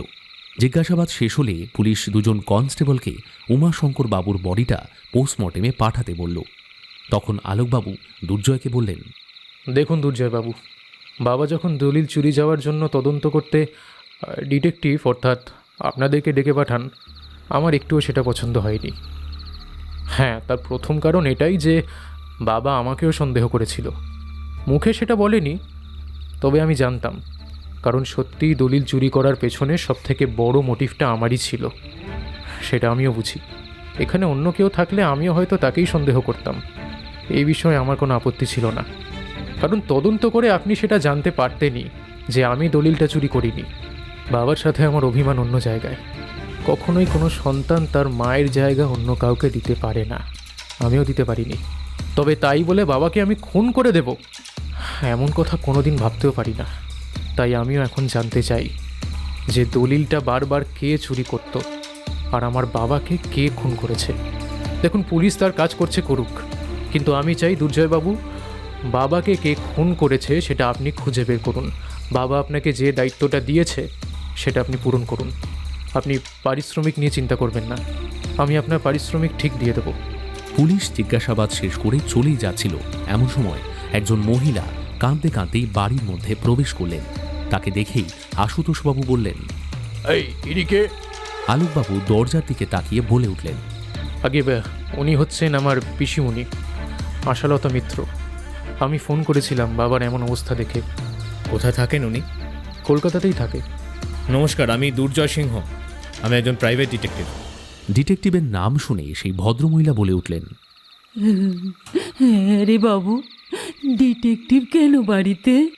পিসিমণি, আমি তোমাকে পরে সবটা গুছিয়ে বলবো। আর তোমার আসতে একটু দেরি হয়ে গেছে, পুলিশ বাবার বডি পোস্টমর্টমের জন্য নিয়ে গেছে। তুমি এখন বাবাকে দেখতে পাবে না। এমন সময় আশুতোষবাবু বললেন, আচ্ছা, কালকে বডি পেয়ে যাবেন আপনারা। হ্যাঁ। কথাটি শুনে আশুতোষবাবু চলে গেলেন, আর তখনই আশালতা দেবী কেঁদে উঠলেন, বাবু, কে এমন কাজ করলো রে? দাদার সাথে কার শত্রুতা ছিল? এইভাবে মানুষটাকে মেরে ফেলল। জানি না পিসিমণি, আমি কিচ্ছু জানি না, তবে আমি খুঁজে বের করবই যে বাবাকে কে খুন করেছে। তাকে আমি ছাড়বো না। না না বাবা, এবার আমার খুব ভয় করছে। এখন এইসব করার জন্য ওরা যদি তোরও কোনো ক্ষতি করে দেয়, তখন কি হবে? পিসিমণি, তুমি চিন্তা করো না, আমার কিচ্ছু হবে না। দুর্জয় পাশ থেকে বলল, আহা, চিন্তা করবেন না, আমরা ঠিক খুনিকে খুঁজে বার করব। এতদিনে দলিলকে চুরি করেছে সেটাই খুঁজে পেলেন না? জানি জানি, ওসব মুখে বড় বড় কথা, কাজের বেলায় কেউ কিচ্ছু করতে পারেন না আপনারা। না হলে এইভাবে আমার দাদাকে মরতে হতো না।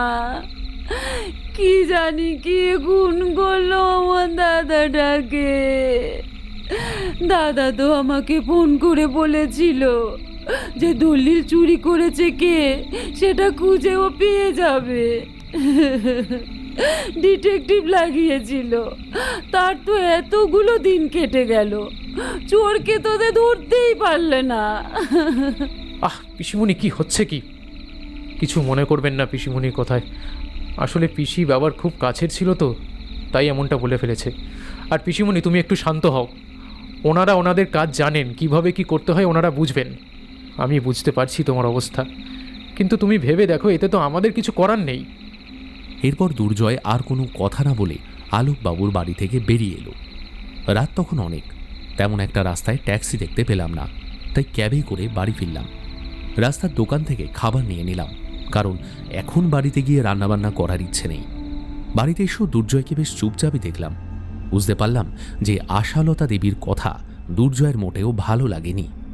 আমি আর কিছু বললাম না, হাত মুখ ধুয়ে খাবার জন্য রেডি করলাম। দুর্জয় জানালো তার খেতে ইচ্ছে করছে না। অগত্যা আমিও আর খেলাম না। সত্যি বলতে আমারও খেতে ইচ্ছে করছিল না। এমন সময় দুর্জয় বলল, জানো নীলদা, উমাশঙ্করবাবু সকালে যখন আমাকে ফোন করছিলেন তখন উনি কিছু একটা বলতে চাইছিলেন, আর আজকে রাতে সেই কথাটা বলবেন বলেছিলেন। তো এটা কি হয়ে গেল নীলদা? উমাশঙ্করবাবুকে কিছু জানতে পেরেছিলেন, আর তার জন্যই তাকে এইভাবে খুন হতে হলো। দুর্জয়ের কথা শুনে আমি বেশ হতাশ হলাম, কারণ সত্যি কি উমাশঙ্কর বাবু কিছু জানতে পেরেছিলেন, তার জন্যই তাকে এভাবে খুন হতে হলো? হয়তো আরেকটু আগে পৌঁছলে এইভাবে তাকে চলে যেতে হতো না। কি বলতে চেয়েছিলেন উনি? এসবই ভাবছি, আর তখনই দুর্জয় আবার বলল, অনেকটা দেরি হয়ে গেল গো নীলদা, পারলাম না উমাশঙ্করবাবুকে বাঁচাতে। ওনাকে দেওয়ার কথাটা রাখতে পারলাম না। দুর্জয়, নিয়তির লিখন কেউ খণ্ডাতে পারে না। তুমি তো চেষ্টা করছো, দেখবে খুব তাড়াতাড়ি খুনিকে আর চোরকেও ধরতে পারবে। আমার বিশ্বাস তুমি পারবে। আমি দুর্জয়ের মনোবল বাড়ানোর চেষ্টা করছি, কিন্তু আমি জানি দুর্জয়কে বোঝানো এতটা সহজ নয়। তাই আর বিরক্ত করলাম না। ওকে একা ছেড়ে দিয়ে ঘুমিয়ে পড়লাম নিজের ঘরে গিয়ে। দুর্জয় কখন ঘুমিয়েছে আমি সেটা জানি না। তারপর সকালে যখন ঘুম ভাঙল তখন দুর্জয়কে ঘরে দেখতে পেলাম না। বেশ কয়েকবার ফোন করলাম, কিন্তু ফোনটা ধরল না। বেলা বাড়তেই দুর্জয় ফিরে এলো বাড়িতে। কি গো, কোথায় গিয়েছিলে তুমি? সকাল থেকে দেখতে পাইনি, ফোনও করছিলাম। উমাশঙ্করবাবুর বডি পুলিশ তার হাতে তুলে দিয়েছে, সৎকারের সমস্ত ব্যবস্থাও করা হয়েছে। গিয়েছিলাম, তুমি ঘুমোচ্ছিলে তাই আর ডাকিনি। পোস্টমর্টেম রিপোর্টে কি বলল? বলল শ্বাসরোধ করে খুন করা হয়েছে। আচ্ছা, দুর্জয় তোমার কি মনে হয় কে খুন করতে পারে? তারই খোঁজ চলছে। একটা প্রমাণ জানো তো আমি পেয়েছি, দেখি সেটা নিয়ে কতদূর এগোনো যায়। প্রমাণের কথা শুনে আমার মনে পড়ল কাল রাতের কথা। কাল কিছু একটা দুর্জয় কুড়িয়ে নিজের পকেটে রেখেছিল। কথাটা মাথা থেকে একবারে বেরিয়ে গিয়েছিল আবার। এখন মনে পড়তেই আমি জিজ্ঞাসা করলাম, আচ্ছা দুর্জয়, আমি কালকে লক্ষ্য করেছিলাম যে ওই উমাশঙ্কর বাবুর খাটের তলা থেকে তুমি কিছু একটা কুড়িয়েছিলে। কি ছিল বলো তো সেটা? একদম সঠিক লোককেই আমি আমার অ্যাসিস্ট্যান্ট করেছি। ডিটেকটিভের কাজের ক্ষেত্রে চোখ কান সবসময় খোলা রাখতে হয়, জানো তো। তুমি ঠিকই ধরেছ, কিছু একটা আমি পেয়েছিলাম কালকেই, এবং সেটা কার সেটা আমায় জানতে হবে। তারই খোঁজ চলছে, দেখি জল কদ্দূর গড়ায়। দুর্জয় কথার বাধা মুন্ডু কিছুই বুঝতে পারলাম না। তবে এটা বুঝলাম যে দুর্জয় এখন কিছুই বলতে চাইছে না। আমি আর ঘাঁটালাম না। এরপর দেখতে দেখতে কেটে গেল 2 দিন। এরপর একদিন আমি দুর্জয়কে ফোনে কারোর সঙ্গে কথা বলতে শুনলাম। দুর্জয় বলল, হ্যালো, হ্যাঁ আশুতোষবাবু, আপনাকে যে কাজটা দিয়েছিলাম সেটা হয়েছে? আশুতোষ বাবুর নামটা শুনে বুঝতে পারলাম দারোগা আশুতোষ বাবুকে ফোন করেছে দুর্জয়, কিন্তু কাজের কথা কি বলছে ঠিক বুঝলাম না। ফোনের ওপাশে আশুতোষ বাবু কি বলল সেটাও শুনতে পেলাম না। তবে দুর্জয় বলল, হয়ে গেছে। বা বেশ, আপনি একটু লিস্টটা আমাকে হোয়াটসঅ্যাপ করে দিন। হ্যাঁ, আমি দেখে নিচ্ছি। কিছুক্ষণের মধ্যেই দুর্জয়ের ফোনে টুংটাং শব্দ করে কিছু একটা এলো। দুর্জয় চেয়ারে বসে বেশ মনোযোগ দিয়ে সেগুলো দেখতে লাগলো। একটা খাতায় কী সব লিখতে শুরু করলো। আমার মনে যথেষ্ট কৌতূহল, তাই সামনে গিয়ে একটু উঁকি দিতেই দেখলাম কতগুলো নাম্বার লিখে রাখছে। দেখে মনে হলো ফোন নাম্বার, কিন্তু ফোন নাম্বার লিখছে কেন সেটা বুঝতে পারলাম না। জিজ্ঞাসা করলাম, বলছি তুমি ফোন নাম্বার লিখছো, কার নাম্বার, কি ব্যাপার? আসলে অনেক কৌতূহল হলো, তাই একটু উঁকি দিয়ে দেখছিলাম, কিছু মনে করো না। আরে তুমি কি খুন করেছো না চুরি করেছো যে সরি বলছো? কিছুই না, আমি একটু বোঝার চেষ্টা করছি যে উমাশঙ্করবাবুর খুনের পিছনে কার কার হাত থাকতে পারে। তাই জন্যই উমাশঙ্করবাবুর কল হিস্ট্রির সাথে আলোকবাবু আর স্নিগ্ধার ফোনের কল হিস্ট্রি চেক করছিলাম, তাও আবার বিগত 8-9 মাসের। সেটাই দেখছি। এতদিনের কল হিস্ট্রি? হ্যাঁ, সমস্যা যখন 6 মাস আগে থেকেই শুরু হয়েছে তখনকার কল হিস্ট্রি তো চেক করতেই হবে। বুঝলাম। আচ্ছা বলছি, কিছু পেলে? পেয়েছি তো বটেই, একটা নাম্বার, বুঝলে। উমাশঙ্করবাবুর ফোনে 6 মাসে বেশ কয়েকবার কল এসছে ওই নাম্বারটা থেকে। আবার উনিও করতেন। এখন আরেকবার আশুতোষবাবুকে ফোন করে জানতে হবে নাম্বারটা কার। সাথে আরেকটা নাম্বারও আছে, ওটাও কম বেশি বেশ কয়েকবারই ফোন করেছে। উমাশঙ্করবাবু রিংব্যাকও করেছেন। তবে আলোক আর স্নিগ্ধার কোনো কল হিস্ট্রি সেরকম কিছু পাইনি খুব একটা। আচ্ছা, ওই নাম্বারগুলো আলোকবাবু বা স্নিগ্ধার নয় তো? না, তাদের নাম্বার নয়, জেনেছি। তো ওদের তো আরও অন্য নাম্বার থাকতেই পারে। হতে পারে, আর তাই জন্যই শিওর হওয়ার জন্য আশুতোষবাবুকে একটা কল করতে হবে। দাঁড়াও, আসছি। এই বলে দুর্জয় আশুতোষ বাবুকে ফোন করলো, 2 নাম্বার দিল, আর একটু তাড়াতাড়ি করে খোঁজ নিতে জানাতে বলল। এই 2 নাম্বার কার কার সেই মতো আশুতোষ বাবু মিনিট 5 পরে দুর্জয়কে ফোন করলেন। 2 নাম্বারের মধ্যে একটা নাম্বার হলো উমাশঙ্কর বাবুর বোন আশালতার, আরেকটি হলো শ্যামল ঘোষের, যিনি উমাশঙ্কর বাবুর উকিল। ব্যাপারটা দেখে দুর্জয় বলল, গত 6-7 মাসে উমাশঙ্করবাবু নিজের বোনকে একটু বেশিই ফোন করেছেন, কিন্তু তার আগে এত ফোন তো তিনি করতেন না। কেন সেটাই জানতে হবে। আর উকিলের ব্যাপারটা না বুঝতে পারছি, বুঝলে। বারবার দলিল চুরি যাচ্ছে, তাই নতুন দলিল তৈরি করার জন্য উকিলকে ফোন করাটা স্বাভাবিক। এই নীলা, বলছি একবার আলোকবাবুর বাড়িতে যেতে হবে, যাবে? হ্যাঁ মানে আমি তো যাবই, এটা আবার কোনো কথা হলো? এরপর আমরা দুজনে বেরিয়ে পড়লাম। দরজায় কলিং বেলের শব্দ হতেই প্রতিবারের মতো মালতী এসে দরজা খুলে দিল। ঘরের মধ্যে প্রবেশ করতেই একটা কথা শুনতে পেলাম, যদিও কথাগুলো খুবই আস্তে আস্তে বলছিল। দুর্জয় দাঁড়িয়ে খুব মনোযোগ দিয়ে শোনার চেষ্টা করছে, সাথে আমিও। কথাগুলো বলছিল মনে হয় আশালতা দেবী। আমি তো বলেছি তুমি টাকা পেয়ে যাবে, আগে আমি তো টাকা পাই। দুজনে আমরা দুজনের দিকে তাকালাম। গলার স্বর অবশ্যই চেনা। মনের মধ্যে সন্দেহ রেখে ঘরের ভিতরে প্রবেশ করলাম। বসার ঘরে গিয়ে দাঁড়াতেই দুর্জয় মালতীকে বলল, আলোকবাবু বাড়িতে আছেন তো? হ্যাঁ বাবু, দাদা বাবু ঘরেই আছে, আমি ডেকে দিচ্ছি। মালতী ডাকতেই যাবে এমন সময় আলোকবাবু নিজেই ঘর থেকে বেরিয়ে এলেন। এসেই বললেন, আসলে জানলা দিয়ে দেখলাম আপনারা আসছেন, তাই ডাকার আগেই বেরিয়ে এলাম। বলুন কি বলবেন। আলোকবাবু, এই দুটো নাম্বার আমি পেয়েছি আপনার বাবার কল লিস্ট থেকে, যার একটার আপনার পিসির আর একটা উকিলের। এখন আপনার পিসি কি বাড়িতে আছেন? আগে হ্যাঁ আছে। বেশ, তাহলে ওনাকে একটু ডেকে দিন। আর উকিলের ঠিকানাটা লাগবে, ওটা একটু দেবেন প্লিজ। দেখুন, উকিল আঙ্কেলের ঠিকানাটা আমি আপনাকে দিয়ে দিচ্ছি, নিন লিখে নিন। তবে পিসির সাথে আবার কি কথা? দরকার আছে, ডেকে দিন। আলোকবাবু উকিলের ঠিকানা দিতেই সেটা আমি লিখে নিলাম। তবে দুর্জয়ের কথা শুনে আলোকবাবু মালতীর দিকে তাকাতেই মালতী বলল, আমি যাচ্ছি দাদা বাবু, পেশিমণিকে ডেকে নিয়ে আসি। এই বলে মালতী ভিতরে চলে গেল। কিছুক্ষণের মধ্যেই মালতী এসে দাঁড়ালো বসার ঘরে। তার পিছনে পিসিমণি এসে দাঁড়িয়ে জিজ্ঞাসা করলেন, কি ব্যাপার, আমার সাথে আবার কিসের কথা? গলার স্বর শুনে আমি আর দুর্জয় দুজন দুজনের দিকে তাকালাম। আমি যেটা মনে মনে ভাবছি সেটা কি দুর্জয়ও ভাবছে?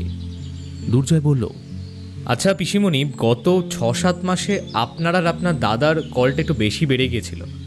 মানে কোনো কোনো দিন তো সেটা দীর্ঘ সময় ধরে চলতো। আমি জানতে চাইছি যে আপনারা এত কি কথা বলতেন, যদি একটু বলেন। আমি আমার দাদার সাথে ফোনে অতক্ষণ ধরে কি কথা বলতাম, এখন কি তার কৈফিয়তও দিতে হবে নাকি? না না, কৈফিয়ত না, শুধু জানতে চাইছি। কারণ এই 6-7 মাসে প্রায় দিনই উমাশঙ্করবাবু আপনাকে ফোন করতেন, অনেকক্ষণ চলতো সেই কথা। সেটা আমি না, কল হিস্ট্রি বলছে।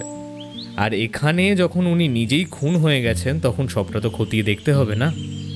এখন সেটা আপনার পছন্দ নাও হতে পারে, কিন্তু তাতে আমার কিছুই করার নেই। দেখুন, এই কাজ আমরা করবই, তাই বলছি কি কথা হতো সেটা যদি একটু বলেন তাহলে ভালো হয়। আর তা না হলে কিভাবে কথা বের করতে হয় সেটা আমরা খুব ভালোভাবেই জানি। তা বোনের সাথে কি কথা হতো তা আমি কি করে বলি? একজন দাদা তার বোনকে ফোন করতেই পারে নাকি পারে না?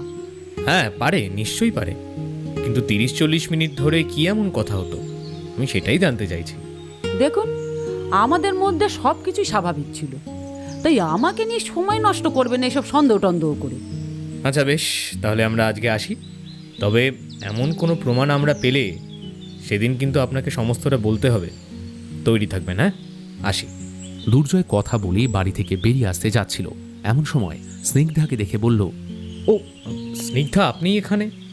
হ্যাঁ আসলে আলোকবাবু পাশ থেকে বলে উঠলেন, আসলে আসলে আমি ওকে বাড়িতে থাকতে বলেছি। দেখুন, বাবা তো আর নেই, বাবা যেটা চেয়েছিল সেটাই আমি এখন করছি। বাবা তো চাইতো যে তার মেয়ে বাড়িতে এসে থাকুক, তাই বাবা চলে যাওয়ার পর আমি বুঝেছি যে মাথার ওপর একজন বড় মানুষের হাত থাকা কতটা জরুরি। স্নিগ্ধার সাথে আমার সম্পর্ক যেমনই হোক, তবুও রক্তের দিক দিয়ে আমি তো দাদাই নাকি? তাই একজন দাদা হয়ে তার বোনকে বিপদের মধ্যে কি করে ফেলে দিতে পারি বলুন? আর এই সমাজে একটা মেয়ের একা থাকা যে কতটা কষ্টের সেটা আমি খুব ভালো করে বুঝি। তাই আমি ওকে বলেছি যে এই বাড়িতে এসে থাকতে। আলোকবাবুর কথা শুনে দুর্জয় সামনে এগিয়ে এলো, বলল, এই কথাটা যে আপনি বুঝতে পেরেছেন তাতে আমরা খুব খুশি হয়েছি, বুঝলেন তো?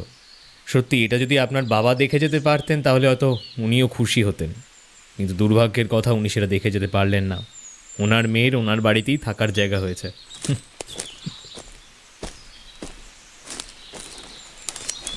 এরপর আলোকবাবুর বাড়ি থেকে বেরিয়ে রাস্তায় দাঁড়িয়ে আমি দুর্জয়কে বললাম, আচ্ছা দুর্জয়, এই আশালতা দেবীকে একটু কেমন যেন মনে হচ্ছে না?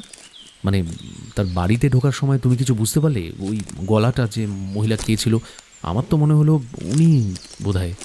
নীলদা, তুমি আর আমি দুজনেই হয়তো একই মানুষকে ভাবছি। কি ঠিক তো? ওই মহিলাটা আশালতা দেবীই ছিল, এটা আমি 100% শিওর। কিন্তু তিনি কাকে ফোন করছিলেন সেটা জানতে হবে, বুঝলে? টাকা দেওয়ার কথা বলছিলেন এবং এটাও বলছিলেন যে আগে নিজে তো পাই, কিন্তু এমন কথা উনি কাকে বলছিলেন? আচ্ছা দাঁড়াও, একবার আশুতোষ বাবুকে ফোন করি। এই বলে দুর্জয় আশুতোষ বাবুকে ফোন করল। হ্যালো, হ্যাঁ আশুতোষ বাবু, আপনাকে একটা নাম্বার দিচ্ছি, আপনি প্লিজ যত তাড়াতাড়ি সম্ভব এই নাম্বারের কল হিস্ট্রিটা আমায় একটু দেবেন, পারলে আজকের মধ্যেই। আচ্ছা তুমি কি ভাবছো বলো তো, মানে খুনি কে সেটা তুমি বুঝতে পেরেছো? এখনই কিছু বলতে পারছি না, কয়েকটা জিনিস নিয়ে একটু দ্বন্দ্বে আছে। চলো। কোথায়? আরে দোকানে। আজ আর কোথাও যাবে না? না, আগে আশালতা দেবীর ফোনের কল হিস্ট্রিটা আসুক, চলো দোকানে যাই। এরপর আমরা দোকানে চলে আসি। সারাদিন দোকানের কাজ করে দুজনই বেশ ক্লান্ত। যদিও সারাদিন কাজ করার সময় আমি প্রায়ই লক্ষ্য করছিলাম দুর্জয় কিছু একটা যেন ভাবছে। সন্ধেবেলার দিকে দুর্জয়ের ফোনে টুংটাং শব্দ করে কিছু এলো। দুর্জয় সেটা বেশ মনোযোগ দিয়েও পড়ল। আমি কিছু জিজ্ঞাসা করিনি। বাড়িতে এসে একবার জিজ্ঞাসা করলাম, কিন্তু দুর্জয় এড়িয়ে গেল। রাতে কোনো রকমে খাবার দাবার খেয়ে দুর্জয় ঘুমিয়ে পড়ল। আমি আর প্রশ্ন করলাম না। সকালে ঘুম থেকে উঠে দুর্জয়কে আর দেখতে পেলাম না। 2-3 বার ফোন করলাম, তার মধ্যে একবার ফোন রিসিভ করে বলল সে নাকি এখন খুব ব্যস্ত, পরে ফোন করবে। এরপর কেটে গেছে 5টা গোটা দিন। প্রত্যেক দিনই সকালে উঠে দুর্জয় কোথায় যেন একটা বেরিয়ে যেত। কিছু জিজ্ঞাসা করলেও বলতো না, তাই আমি আর কিছু বলিনি। এরকমই একদিন একটু বেলার দিকে দুর্জয় আমাকে বলে উঠল, চলো এবার একটা জায়গায় যাব। কোথায় গো? উকিলবাবুর বাড়ি। একটা ট্যাক্সি ডাকো, তারপর তাড়াতাড়ি চলো। ট্যাক্সিটা ধরেই কিছুটা যাওয়ার পরেই দুর্জয়ের ফোনটা বেজে উঠল। ফোনটা রিসিভ করে যেটা শুনতে পেল তাতে দুর্জয় যেন বেশ অবাকই হলো। বলল, ঠিক আছে, তুমি শুধু লক্ষ্য রাখো উনি কি করছেন, কার সঙ্গে কথা বলছেন সেগুলো একটু দেখো, আর ওনার সব খবর তুমি আমাকে দেবে, ঠিক আছে? তারপর আমি দেখছি কি করা যায়। কি হচ্ছে কিছুই বুঝতে পারছি না আমি। কিছুক্ষণের মধ্যেই পৌঁছে গেলাম উকিলবাবুর বাড়ি। ওনার বাড়িতে গিয়ে জানতে পারলাম যে উনি নাকি ওনার অফিসে গেছেন। তাই বাড়ির লোকের কাছ থেকে অফিসের ঠিকানা নিয়ে আমরা হাজির হলাম অফিসে। গিয়ে দেখলাম উনি কারোর সঙ্গে ফোনে কথা বলছেন। বেশ চিন্তিত লাগছিল ওনাকে। দরজা ঠেলে অনুমতি নিয়ে ঢুকতেই উকিলবাবু বেশ চমকে উঠলেন। তারপর খানিকটা যেন নিজেকে শান্ত করে বললেন, হ্যাঁ, কি চাই? নমস্কার, আমি দুর্জয় সিংহ, একটু দরকার ছিল আপনার সঙ্গে। না না, আজ কোনো কাজ করতে পারবো না, আপনি পরে আসবেন, আমি এখন খুবই ব্যস্ত। এই বলে দুর্জয় শ্যামলবাবুর অনুমতির অপেক্ষা না করেই দরজা ঠেলে ভিতরে যেতে যেতে বলল, হ্যাঁ, কিন্তু আপনাকে তো আমার সঙ্গে কথা বলতেই হবে স্যার। কি বলতে চাইছেন আপনি? আর আপনি কে? আমায় ক্ষমা করবেন, আসলে আমার কথা বলা খুবই দরকার, না হলে এইভাবে আপনাকে বিরক্ত করতাম না। এখন কি হয়েছে বলুন তো, আপনি কে? চেয়ারের সামনে এসে দাঁড়িয়ে দুর্জয় বলল, আমার নাম দুর্জয় সিংহ, আমি একজন প্রাইভেট ডিটেকটিভ। উমাশঙ্কর ঘোষালের খুনের কেসে তদন্ত আমি করছি, আর সেই ব্যাপারেই আপনার সঙ্গে কিছু কথা ছিল আমার। কথাটা শুনে শ্যামলবাবু যেন একটু ঘামতে শুরু করলেন। স্যার বলছি, এসি তো চলছে, আপনি এত ঘেমে যাচ্ছেন কেন? মানে শরীর টরীর ঠিক আছে তো? ডাক্তার ডাকবো? না না, আমি ঠিকই আছি। এরপর শ্যামলবাবু জলের গ্লাস থেকে ঢকঢক করে এক চুমুক জলটা খেয়ে নিয়ে, হ্যাঁ, এবারে বলুন তো আপনি কি বলতে চান? বেশ স্যার, আমরা একটু বসে কথা বলি। হ্যাঁ হ্যাঁ, বসুন বসুন। আমি আর দুর্জয় চেয়ার টেনে বসলাম। তখনই দেখলাম দুর্জয় কিছু একটা বেশ মনোযোগ দিয়ে দেখছে। আমি বুঝতে পারলাম না ঠিক ব্যাপারটা। হঠাৎই খেয়াল করলাম দুর্জয় কাউকে মেসেজ করছে। কাকে করছে জানি না। মেসেজ করে দুর্জয় ফোনটা নিজের পকেটে আবার রেখে দিল। বলল, আসলে স্যার, উমাশঙ্কর বাবুকে আপনি চেনেন তো? মানে আপনারা তো ভালো বন্ধু। আপনি তো ওনার দলিল তৈরি করে দিচ্ছিলেন, বারবার করে যখন হারিয়ে যাচ্ছিল আবার তৈরি করে দিচ্ছিলেন, কি তাই তো? হ্যাঁ, উমাশঙ্কর আর আমি দুজনে খুব ভালো বন্ধু, তাই তো আমার কাছে এসে এই দলিলটা তৈরি করেছিল। হ্যাঁ, কিন্তু আপনার এত ভালো বন্ধুর মৃত্যুর খবর পেয়ে আপনি একবারও গেলেন না শেষবারের জন্য দেখতে? না, তখন আমি একটু ব্যস্ত ছিলাম, তাই আর যাওয়া হয়ে ওঠেনি। আপনার কি আর কিছু জানার আছে? নাহলে এক্ষুনি আমাকে বেরোতে হবে, তাই পরে না হয় আবার কথা হবে। জানার অনেক প্রশ্ন আছে স্যার। প্রথম প্রশ্ন যে আপনি উমাশঙ্করবাবুর বোন আশালতা দেবী, তার সঙ্গে আপনার ঠিক কীরকম সম্পর্ক? কথাটা শুনে শ্যামলবাবু যেন একটু ঘাবড়ে গেলেন। দুর্জয় বলল, বলুন স্যার। দেখুন, আমার এখন একটা খুব জরুরি কাজ আছে, সেই জন্য যেতে হবে। আর আশালতার সঙ্গে আমার আবার কি সম্পর্ক থাকতে পারে? এইসব কথা কে বলেছে আপনাকে? সত্য সব। এই বলেই শ্যামলবাবু তার কেবিন থেকে বেরিয়ে যেতে গেলে আশুতোষবাবু হঠাৎ দরজা ঠেলে ভিতরে প্রবেশ করলেন। বললেন, আরে কোথায় যাবেন আপনি? আপনার তো এখন কোথাও যাওয়া হবে না। হ্যাঁ হ্যাঁ, এখন আপনি কোথায় যাবেন সেটা পুলিশ ঠিক করবে। হ্যাঁ, সোজা পুলিশ স্টেশনে, আর কোথাও নয়। চলুন চলুন চলুন। আশুতোষবাবুর কথার মাথা মুন্ডু কিছুই বুঝতে পারলাম না। শ্যামলবাবু বললেন, কি যা তা বলছেন? আর আপনি আপনি আমার অনুমতি না নিয়ে কেবিনে এলেন কেন?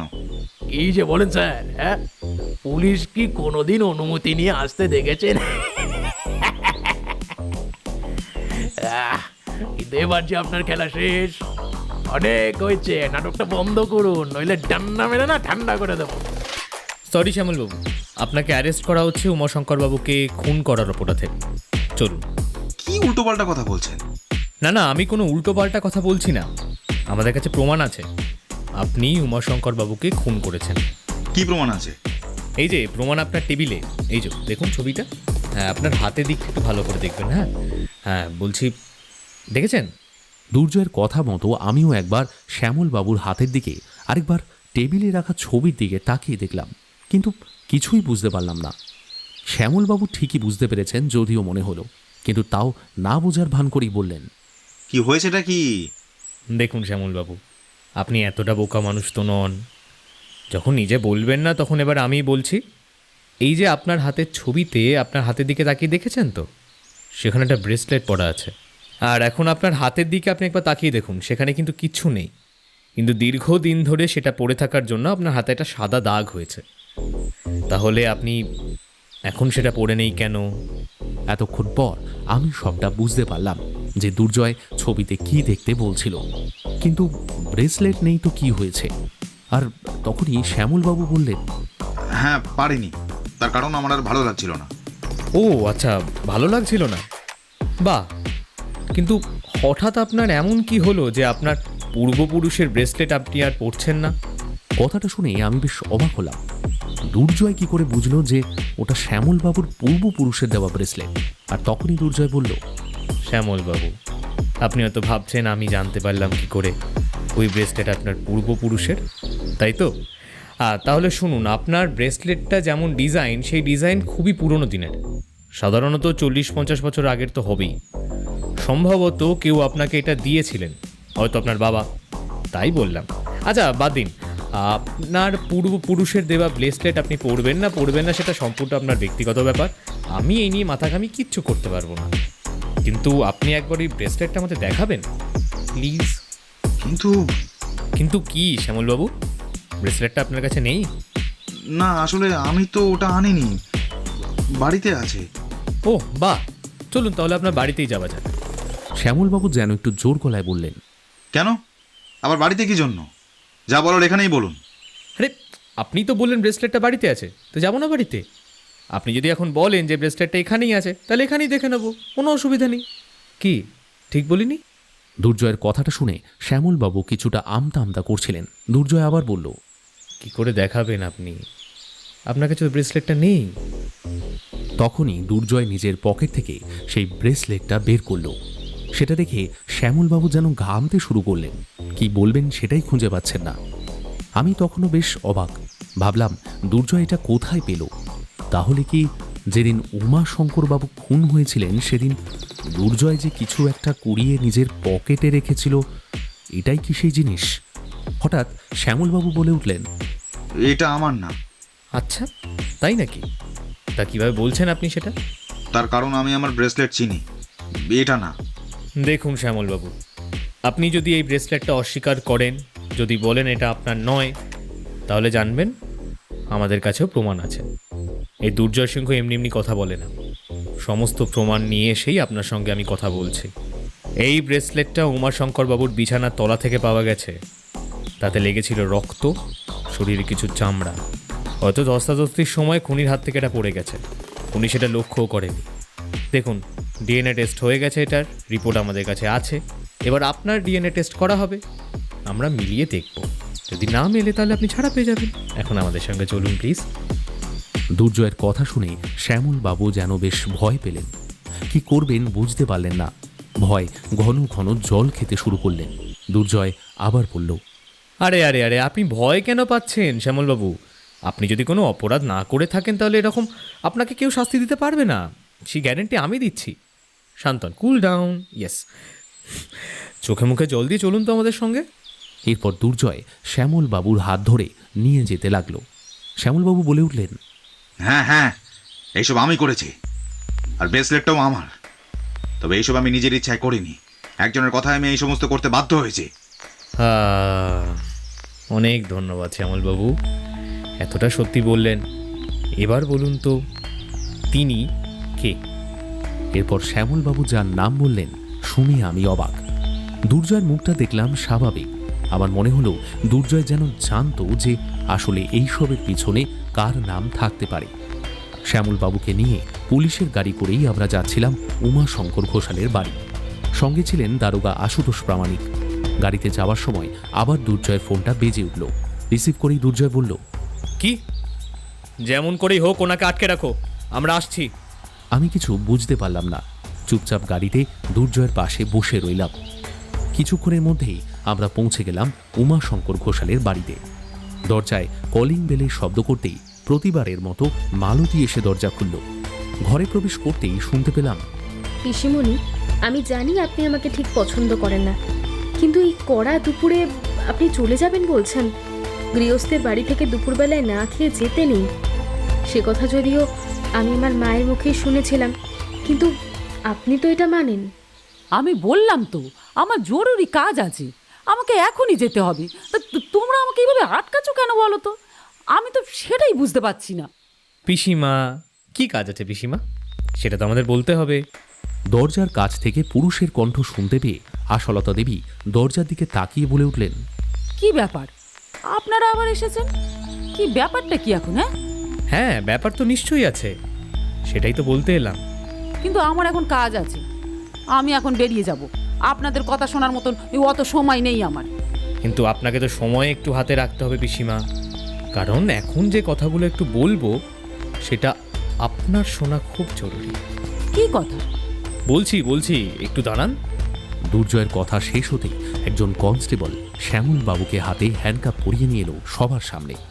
আশালতা দেবী শ্যামলবাবুকে দেখে খুব চমকে উঠলেন, রীতিমতো ঘামতে শুরু করলেন। আর তখনই আলোকবাবু বলে উঠলেন, এ কি ব্যাপার? উকিল আঙ্কেলের হাতে হ্যান্ডকাপ কেন? কি করেছেন উনি? আরে কি করেছেন সেটা বলতেই নিয়ে এসছি ওনাকে। আচ্ছা আলোকবাবু, আপনি জানতে চাইছিলেন না যে আপনার বাড়ির দলিল কে চুরি করত আর আপনার বাবাকে কে খুন করেছে? তাহলে প্রথম থেকেই সবটা বলি, হ্যাঁ, আর সবার একটু বুঝতে সুবিধা হবে। হ্যাঁ, তো আপনার বাবা যেদিন খুন হয় সেদিন আপনার বাবার খাটের তলা থেকে একটা ব্রেসলেট কুড়িয়ে পাই আমরা, কিন্তু ওটা কার ছিল সেটার খোঁজ আমরা সত্যিই পাইনি। মালতীকে ব্রেসলেটটা দেখিয়ে জিজ্ঞাসা করেছিলাম, সে বলেছিল এই বাড়িতে এমন কোনো জিনিস কেউ পড়ে না, তবে আজ তার খোঁজ পেয়েছি, ওটা উকিলবাবু। এখন প্রশ্ন হলো, তাহলে উনি যদি সেদিন উমাশঙ্কর বাবুর সঙ্গে দেখা করতে আসেন তাহলে কখন এসছিলেন? আমরা খোঁজ নিয়েছিলাম যে সেদিন বাড়িতে কেউ এসছিল কিনা, কিন্তু মালতী জানায় সেদিন বাড়িতে কেউ আসেনি। তাহলে ওই ব্রেসলেটটা কার? যদিও আমি সেটার খোঁজ পাবো বলে সত্যি আশা করিনি, জানেন তো। আজ আমি উকিলবাবুর সঙ্গে দেখা করতে গিয়েছিলাম ঠিকই কথা, তার কারণ উমাশঙ্কর বাবুর খুন হওয়ার পর আপনার বাবার কল লিস্ট চেক করা হয়, সেখানে দুটো নাম্বার আমরা পেয়েছি। তার মধ্যে একটা হলো আপনার পিসিমণির আর আরেকটা হলো উকিলবাবুর। সেটা আপনাকে আগেই বলেছি, কিছুদিন আগে আপনার বাড়িতে আমরা এসেছিলাম, মনে আছে তো? হ্যাঁ মনে আছে তো, কিন্তু তাতে কি হয়েছে?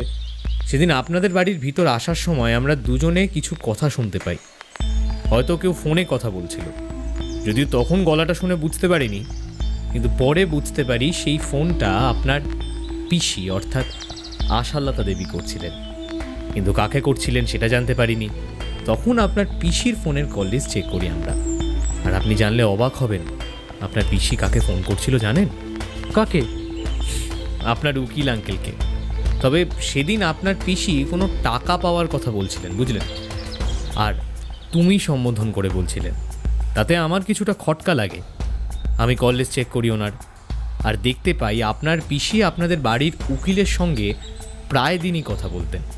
কিন্তু কেন, সেই রহস্যের সমাধান করতে গিয়ে আমরা অনেক রহস্যের কারণ খুঁজে পাই, যেগুলো হয়তো আলোকবাবু আপনি জানেনই না। আলোকবাবু তখন বেশ অবাক হয়ে দুর্জয়কে জিজ্ঞাসা করলেন, কোন রহস্যের কথা বলছেন আপনি? হ্যাঁ বলছি। তার আগে একটা গল্প বলি। আলোকবাবু, আপনার বাবা উমাশঙ্কর ঘোষাল আর আশালতা মিত্র দুজনেই নিজের মায়ের পেটের সন্তান। আপনার ঠাকুরদা অনেক সম্পত্তির মালিক ছিলেন। আশালতা দেবী যুবতী বয়সে দেখতে বেশ সুন্দরী ছিলেন। আপনার ঠাকুরদার সমস্ত সম্পত্তি দেখাশোনা করতেন মিলন ঘোষ, অর্থাৎ এই শ্যামলবাবুর বাবা। সেই সুবাদেই শ্যামলবাবু তার বাবার সঙ্গে আপনাদের বাড়িতে প্রায়ই আসতেন। আর তখনই শ্যামলবাবুর সঙ্গে আপনার পিসির দেখা হয়, যুবক যুবতী। অতএব যেমনটা হয় আর কি, সকলের আড়ালে দুজন দুজনকে ভালোবেসে ফেললেন। শ্যামলবাবু আশালতা দেবীকে বিবাহ করতে চান, কিন্তু এই ঘটনা যখন আপনার ঠাকুরদার কানে পৌঁছয় তখন তিনি বিয়েতে রাজি হননি।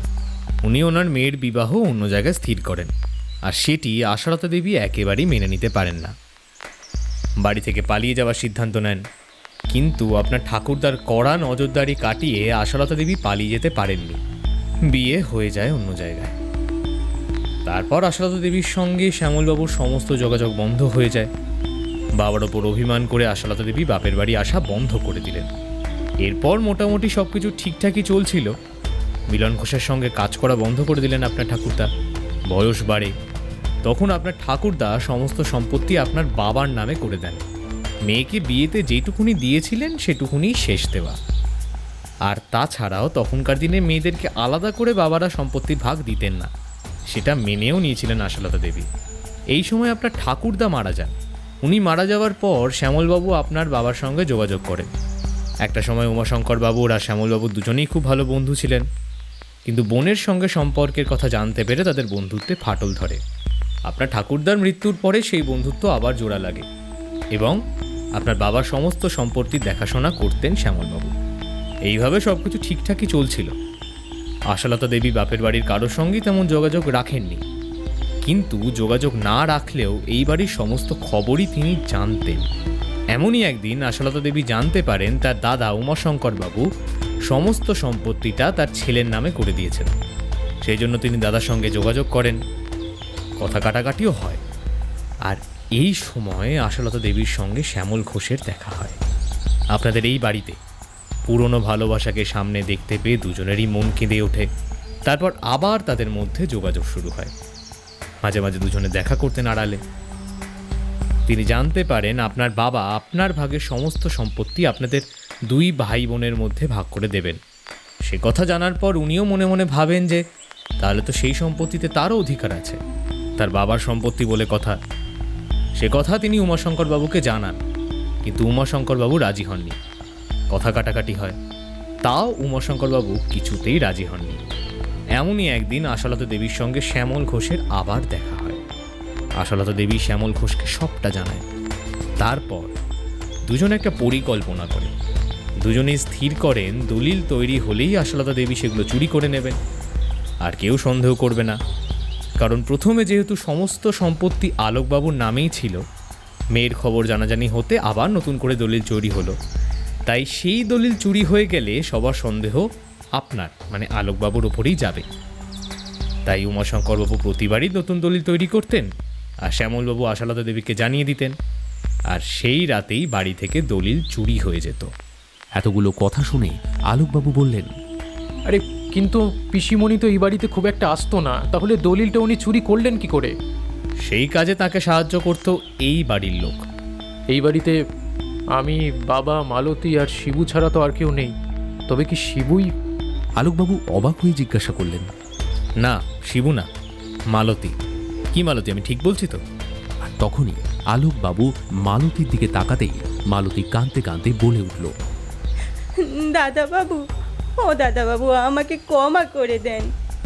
আমি এমনটা করতে চাইনি, কিন্তু কিন্তু পিসিমণি আমাকে অনেকগুলো টাকা দিয়েছিল তো, আর তখন আমার অনেক টাকার দরকারও ছিল। যদিও আমি প্রথমে সে কথা জানতাম না যে ওটা বড়বাবুর দলিল। পিসিমণি আমারে বলল একটা কাগজ আছে, বড়বাবুর আলমারি থেকে সেটা এনে দিতে। আমিও তো সোজা মনেই তাই এনে দিয়েছিলাম গো। কিন্তু যখন জানতে পারলাম যে ওটা দলিলের কাগজ, তখন আমি পিসিমণির কথা সবাইরে বলে দিতে চেয়েছিলাম। কিন্তু তখন পিসিমণি আমাকে হুমকি দেয় আর একটা ভিডিও দেখায় ফোনে, যেখানে স্পষ্ট দেখা যাচ্ছে যে আমি বড়বাবুর আলমারিটা খুলে দলিলটা বের করতেছি। সেটা দেখিয়ে পিসিমণি আমারে বলে আমি যদি মুখ খুলি তাহলে এই ভিডিওটা সবাইরে দেখিয়ে দেবে। আর তখন তো সবাই আমার এই ভুল বুঝবে না। দাদাবাবু, আমি এ বাড়ির কাজের লোক গো, আর বাড়ির কাজের লোকের কথা কি কেউ বিশ্বাস করে কখনো? হ্যাঁ, তাই হয়। আমিও ভয়ে সেদিন আর কাউকে কিছু বলিনি। আর সেদিনের পর থেকে পিসিমণি আমাকে যখন যখন দলিল বের করে আনতে বলিছে, আমি তখনই দলিল বের করে এনে দিয়েছি। কিন্তু সে কথা আমি কাউরেই কোনোদিন বলতে পারিনি। তবে সেদিন বড়বাবু খুন হলে আমি কিন্তু বুঝতে পারছিলাম না যে কে এই খুনটা করতে পারে। আমার খুব ভয় হয়েছিল। আর ডিটেকটিভ বাবু, আপনি যেদিন প্রথমেই বাড়িতে এসেছিলেন আমাকে জিজ্ঞাসা করলেন, সেই দিন বড়বাবুর ব্যাপারে সব খবর পিসিমণি আমারে বলতে বলেছিল। তাই তো বলেছিলাম। সেদিন সকালবেলায় বড়বাবু বাড়িতে ফিরে আমাদের সবাইরে বলল বাড়িতে ডিটেকটিভ আসবে, কী সব জিজ্ঞাসা করতে। দলিলকে চুরি করেছে, এইবার সেটা কি ধরা পড়বে। আর সেই খবর যখন আমি পিসিমণিরে দেই, তখন তো পিসিমণি আমাকে বড়বাবুর ব্যাপারে সব খবরই আগে থেকেই ডিটেকটিভকে বলে দিতে বলেছিল। তাহলে ডিটেকটিভের সন্দেহ ও দাদাবাবুর দিকেই যাবে, কারণ সম্পত্তি তো দাদাবাবুর ভাগ হয়েছে না, তাই সব থেকে বড় সন্দেহ তো ওনার দিকেই যাবে। আর পিসিমণিকে তো কেউ আর সন্দেহই করবে না। এই বাড়িতে কখন কি হচ্ছে তার সব খবর আমি পিসিমণিকে দিতাম, কারণ পিসিমণি আমারে বলেছিল এই বাড়ির সব খবর তাকে প্রতিদিন দিতে হবে, না হলে সেই ভিডিও তিনি সবাইকে দেখিয়ে দেবেন। আমি আর কি করতাম বাবু, ভয়ে পিসিমণির সব কথাই মেনে নিয়েছিলাম। কিন্তু পিসিমণির ব্যবহার আমারে কদিনই খুব কেমন একটা লাগতেছিল। তবে উনি যে খুনের সাথে জড়িত থাকতে পারেন সেটা তো আমি বুঝতেই পারিনি কো। আমি বড়বাবু নুন খেয়েছি। হ্যাঁ, উনি মারা যাওয়ার পর আমি বুঝতে পারি যে আমি কত বড় অন্যায় কাজ করেছি। হ্যাঁ, তাই আমার যদি কোনো রকম শাস্তিও হয় তাতে এখন আমি আর ভয় পাই না। বড়বাবুর সাথে যে অন্যায় করেছি তার প্রায়শ্চিত্ত করতে আমি আলাদাভাবেই ডিটেকটিভ বাবুর সাথে যোগাযোগ করি, আর তারপর ওনারে সব ঘটনাই আমি বলে দিই। ডিটেকটিভ বাবু আমাকে পিসিমণির ওপর নজর রাখতে বলেছিলেন, আর সেই নজর রাখতে গিয়েই আজ সকালে পিসিমণিকে কার সাথে যেন ওই মোবাইলে কথা বলতে শুনি। তিনি বলছিলেন, এই খবরদার, বাজে কথা একদম বলবে না। খুন করতে আমি তোমাকে বলিনি, তুমি সেটা নিজে করেছো। এখন সেই দায়ভার তুমি আমার ঘাড়ে চাপাতে চাইছো। সাবধান করে দিচ্ছি তোমাকে, এই সব ব্যাপারে আমাকে একদম ফাঁসাবে না। নিজের ব্যবস্থা নিজে করোগে। হ্যাঁ, খুনের কথা শুনে তো আমার হাত পা পুরো ঠান্ডা হয়ে যায়। আমি যে তখন কি করব কিছুই তো বুঝতে পারতেছিলাম না। তাই সকলের আড়ালে গিয়ে আমি ডিটেকটিভ বাবুরে ফোন করি। তিনি আমারে বলেন যেমন করেই হোক ও পিসিমণিকে আটকে রাখতে হবে। তাই তো আমি পিসিমণিকে বাড়ি থেকে যেতে দিইনি। হ্যাঁ, না মালতী, একদম ঠিক কাজ করেছো। মানছি তুমি অন্যায় করেছো, কিন্তু খুনের সঙ্গে তোমার কোনো সম্পর্ক নেই, আমি জানি। হ্যাঁ, চুরি তুমি করেছো, তার জন্য শাস্তি তুমি পাবে। তবে আমি মহামান্য আদালতের কাছে তোমার নামে সুপারিশ করব যাতে তোমার শাস্তির মেয়াদ একটু কম হয়। সব কথা শুনে আলোকবাবু বললেন, পিসিমণি, তুমি কাকে ফোন করেছিলে? ওটা সম্ভবত শ্যামলবাবুকেই করেছিলেন। পিসিমণি, শেষ পর্যন্ত তুমি এ কাজ করলে? বাবাকে তুমি খুন করলে? না না আলোকবাবু, খুনটা আপনার পিসিমণি করেননি। তিনি শুধু চেয়েছিলেন বাবার জীবনে একটু অশান্তি লাগাতে, আর সেটা তিনি বহু বছর আগে থেকেই শুরু করে দিয়েছিলেন। কারণ নিজের ভালোবাসাকে তিনি যখন পাননি, তখন তিনি আপনার বাবাকেও সুখে শান্তিতে থাকতে দেবেন না। উকিলবাবুর সঙ্গে আপনার পিসির ভালোবাসার কথা যখন সবাই জানতে পারে, তখন আপনার পিসি ভেবেছিলেন যে আপনার বাবা হয়তো এতে রাজি হবেন, কারণ আপনার বাবা আর শ্যামলবাবু বন্ধু, তাই বন্ধুকে তিনি ভালো করেই চেনেন। তিনি জানেন তার বন্ধু তার বোনকে সত্যি কতটা ভালোবাসেন। কিন্তু আপনার ঠাকুরদার ভয়ে আপনার বাবা স্পিকটি নট। আপনার পিসির ভালোবাসা মান্যতা পায়নি, তিনি পারেননি বোনের ভালোবাসার পাশে দাঁড়াতে। তাই আশালতা দেবীর আপনার বাবার প্রতি একটা গাঢ় অভিমান জমা হয়েছিল, আর সেই জন্যই আপনার বাবা মার সংসারেও তিনি আগুন লাগাতে শুরু করেন। কি বলছেন কি আপনি দুর্জয়বাবু? মা বাবার সংসারে আগুন জ্বালিয়েছিল মানে? বলবো আলোকবাবু, সবটা বলবো। তার আগে শ্যামলবাবু, আপনি বলুন তো, সেদিন আপনি কেন উমাশঙ্কর বাবুর সঙ্গে দেখা করতে এসেছিলেন? সত্যি কথা বলবেন, হ্যাঁ? মিথ্যে বললে খুব বিপদ। আপনি পুরোপুরি ফেঁসে গেছেন, বুঝতেই পারছেন। শ্যামলবাবু হঠাৎ বলে উঠলেন, আমি সত্যিই মন থেকে আশালতাকে খুব ভালোবেসেছিলাম। তাকে ঠিক এতটাই ভালোবেসেছিলাম যে তার ভালোবাসাকে স্মৃতি হিসেবে আঁকড়ে আমি সারা জীবন অবিবাহিত থেকে গেছি, বিয়েই করিনি। কিন্তু তারপরে তার সাথে আবার যোগাযোগ হলে নতুন করে আবার সেই ভালোবাসা জেগে ওঠে। সেই খবর যখন উমাশঙ্কর জানতে পারে যে আমি এখনও আশালতার সঙ্গে যোগাযোগ রেখেছি, তখন উমাশঙ্কর আমাকে এই নিয়ে বেশ কয়েকবার হুমকিও দেয়। আমি তাকে বোঝানোর অনেক চেষ্টা করি, এটাও বলি যে আশালতা তার সংসারে সুখী নয়, সেও আমাকে এখনও ভালোবাসে, তাই আমি তাকে বিয়ে করতে চাই। সে কথা শুনে উমাশঙ্কর আমার ওপর ভীষণ চটে যায়, আমাকে গালাগালি, এমনকি একটা চোর পর্যন্ত মেরেছিল। আর সেই থেকে আমার রক চেপে যায়, আর মনে মনে সিদ্ধান্ত নেই যে আশালতাকে আমি একবার হারিয়েছি, তাই দ্বিতীয়বার আর হারাতে চাই না। তাই যেমন করেই হোক আশালতাকে আমি বিয়ে করবই, আর তার জন্য যদি আমাকে খুনও করতে হয় আমি তাও করব। আমি আশালতার ভালোবাসায় একেবারে পাগল হয়ে গিয়েছিলাম। সেদিন আমি উমাশঙ্করের সাথে এই বিষয়ে কথা বলতেই এসেছিলাম, কিন্তু আমাকে দেখেই উমাশঙ্কর বাড়ি থেকে বেরিয়ে যেতে বলে, অকথ্য ভাষায় গালিগালাজ করতে থাকে। আর সেই মুহূর্তে মাথা ঠিক রাখতে না পেরে রাগের বশে আমি উমাশঙ্করকে বালিশ চাপা দিয়ে শ্বাসরোধ করে খুন করি। খুনটা করার পর আমি যখন সবটা বুঝতে পারি, তখন অনেকটা দেরি হয়ে গেছে। বাড়িতে তখন কেউ ছিল না, তাই তাড়াহুড়ো করে বাড়ি থেকে বেরিয়ে চলে যাই। বাড়ি থেকে বেরিয়েই আমি আশালতাকে ফোন করি, তারপর সবটা বলি। আর তখন আশালতাই আমাকে চুপ থাকার কথা বলে। ওর কথা মতোই আমি চুপচাপ ছিলাম, কাউকে কিচ্ছু বলিনি, কারোর সাথে তেমন যোগাযোগ রাখিনি। ভেবেছিলাম কেসটা ধামাচাপা পড়ে যাবে, আর সম্পত্তির দিক দিয়ে এই দলিল চুরির জন্য অলোকের উপরেই যেহেতু সমস্ত সন্দেহ যাচ্ছে, তাই খুনের সন্দেহটাও অলোকের উপরেই যাবে। সব শুনে আলোকের চোখে জল এলো। সে ভাবতেও পারেনি যে এই সবের পিছনে তার উকিল আঙ্কেল আর তার নিজের পিসিমণি থাকতে পারে বলে। কি বলবে সেটাই বুঝতে পারছে না, চুপ করে দাঁড়িয়ে রয়েছে। শুধু বলল, ছি ছি ছি ছি, এটা তুমি করতে পারলে পিসিমণি? বাবা তোমাকে কতটা ভালোবাসতো, আর তুমি সব কিছু জেনে এটা করতে পারলে? ছি ছি ছি ছি, এটা ভাবতে পারছি না। শ্যামলবাবু, আপনাকে একটা কথা বলা হয়নি, বুঝলেন? উমাশঙ্করবাবুর খাটের নিচ থেকে আমরা যে ব্রেসলেটটা পাই, তাতে কোনো এই রক্ত চামড়া ছিল না, ওটা একটা ফাঁদ ছিল আপনাকে ধরার জন্য। Very sorry. হ্যাঁ, আমি জানতাম আপনি ভয় পেয়ে যাবেন আর নিজের মুখে সবটা স্বীকার করবেন। আর দেখুন কেমন গল করে সবটা বলে দিলেন। আশালতা দেবীর দিকে তাকিয়ে দুর্জয় বলল, আশালতা দেবী, আপনি অনেক কিছুই করতে পারেন। একটা বাচ্চা ছেলেকে যদি তার মায়ের থেকে আলাদা করতে পারেন, তাহলে আপনার অসাধ্য কিচ্ছু নেই। কথাটা শুনে আমি সহ সবাই তখন দুর্জয়ের দিকে তাকালাম। আলোকবাবু বলে উঠলেন, কি বলতে চাইছেন আপনি? পরিষ্কার করে বলুন। মায়ের থেকে আমাকে আলাদা করেছে মানেটা কি?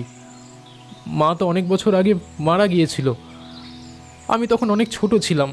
বাবা তো আমাকে সেই কথাই বলেছিল। আচ্ছা আলোকবাবু, আপনার একবারও মনে হয়নি আপনার বাবা তো তার মেয়ের সম্বন্ধে সবটাই জানতেন? তাহলে প্রথম যখন দলিল বানালেন, তখন সম্পত্তি দুভাগে ভাগ করলেন না কেন? তার কারণ তিনি জানতেনই না তার একটা মেয়ে আছে। পরে জানতে পেরে দলিল পরিবর্তন করেন। দুর্জয়বাবু, আপনি কি বলছেন? আমি কিচ্ছু বুঝতে পারছি না, বিশ্বাস করুন, কিচ্ছু না। বলছি, আপনার বাবা বলেছিলেন আপনার মা মারা গেছেন, তাই তো? তাহলে এখানে বলে রাখি, আপনার বাবাও আপনাকে মিথ্যে কথা বলেছিলেন। আপনার মা তখনও মারা যায়নি, আপনার মা বেঁচে ছিলেন। হ্যাঁ, এখন হয়তো মারা গেছেন, এই কথা সত্যি। তবে এই 7 থেকে 8 মাস হয়েছে আপনার মা মারা গেছেন। তার আগে উনি বেঁচেই ছিলেন, কিন্তু একটা বড় ভুল বোঝাবুঝির জন্য এতগুলো বছর আপনি আপনার মায়ের থেকে আলাদা ছিলেন। আপনি তো এটা জানেনও না যে আপনার একটা নিজের বোন আছে। দুর্জয়ের কথা শুনে আমি বেশ অবাকই হয়েছি, সাথে আলোকবাবুও ভীষণ রকম চমকে গেছেন। চোখে জল নিয়ে আলোকবাবু বললেন, বোন আছে? আমার নিজের বোন আছে? কোথায় আছে সে? আপনি জানেন আমার নিজের বোন কোথায় আছে? বলুন দুর্জয়বাবু, চুপ করে থাকবেন না। জানি তো, সবটা জানি, আর সবটাই বলবো। তাহলে আশালতা দেবী, আপনি বলবেন না আমি বলবো পুরোটা? না থাক, এত বড় অন্যায়ের কথা আপনি আর কি করে বলবেন বলুন। আমিই বলছি, একটা ছোট্ট বাচ্চাকে তার মায়ের থেকে আপনি দূরে সরিয়ে রেখেছিলেন। আপনার একটু কষ্ট হয়নি না? আমি তো শুনেছি পিসিরা নাকি মায়ের মতো হয়, মায়ের মতোই ভাইপো ভাইজিদের আগলে রাখে। আপনি তো তাহলে সেদিক থেকে আলোকবাবুর আরেক মা, আর আপনি মা হয়ে আপনার সন্তানকে এত বড় একটা কষ্ট দিলেন। কি করে পারলেন আশালতা দেবী? আমি কিচ্ছু করিনি। কি আজে বাজে কথা বলছেন আপনি? আমি কি করেছি? আমি আলোককে তার মায়ের থেকে কিভাবে আলাদা করেছি শুনি? মিথ্যা কথা একদম বলবেন না। হে বাবা, মিথ্যে কথা যে আমি একবারই বলি না সেটা তো আপনি জানেন, আর আমি প্রমাণ ছাড়াও কথা বলি না সেটাও আপনি জানেন। আচ্ছা, তাহলে প্রমাণ করি। বেশ। আচ্ছা আলোকবাবু, আশালতা দেবী নিজের ভালোবাসার মানুষকে পায়নি বলে আপনার বাবার সংসারে আগুন লাগিয়েছিলেন, বললাম তো। কিভাবে জানেন? তাহলে শুনুন। দীর্ঘদিন ধরে একটি লোককে কাজে লাগিয়েছিলেন, যিনি প্রতিনিয়ত রাতে দুপুরে সকালে আপনার মাকে ফোন করতেন, বিরক্ত করতেন। সে কথা আপনার মা প্রথমে কাউকে বলেননি, কিন্তু একদিন সেই ফোন আপনার বাবা রিসিভ করে। আপনার মায়ের নামে উল্টোপাল্টা কথা শোনেন, ভুল বোঝাবুঝির সৃষ্টি হয়, সম্পর্কে ফাটল ধরে। আর এরপরে আপনার মাকে আপনার বাবা বাড়ি থেকে বার করে দেন। আপনি তখন অনেক ছোট, মায়ের কাছে যাওয়ার জন্য আপনি বায়না করতেন।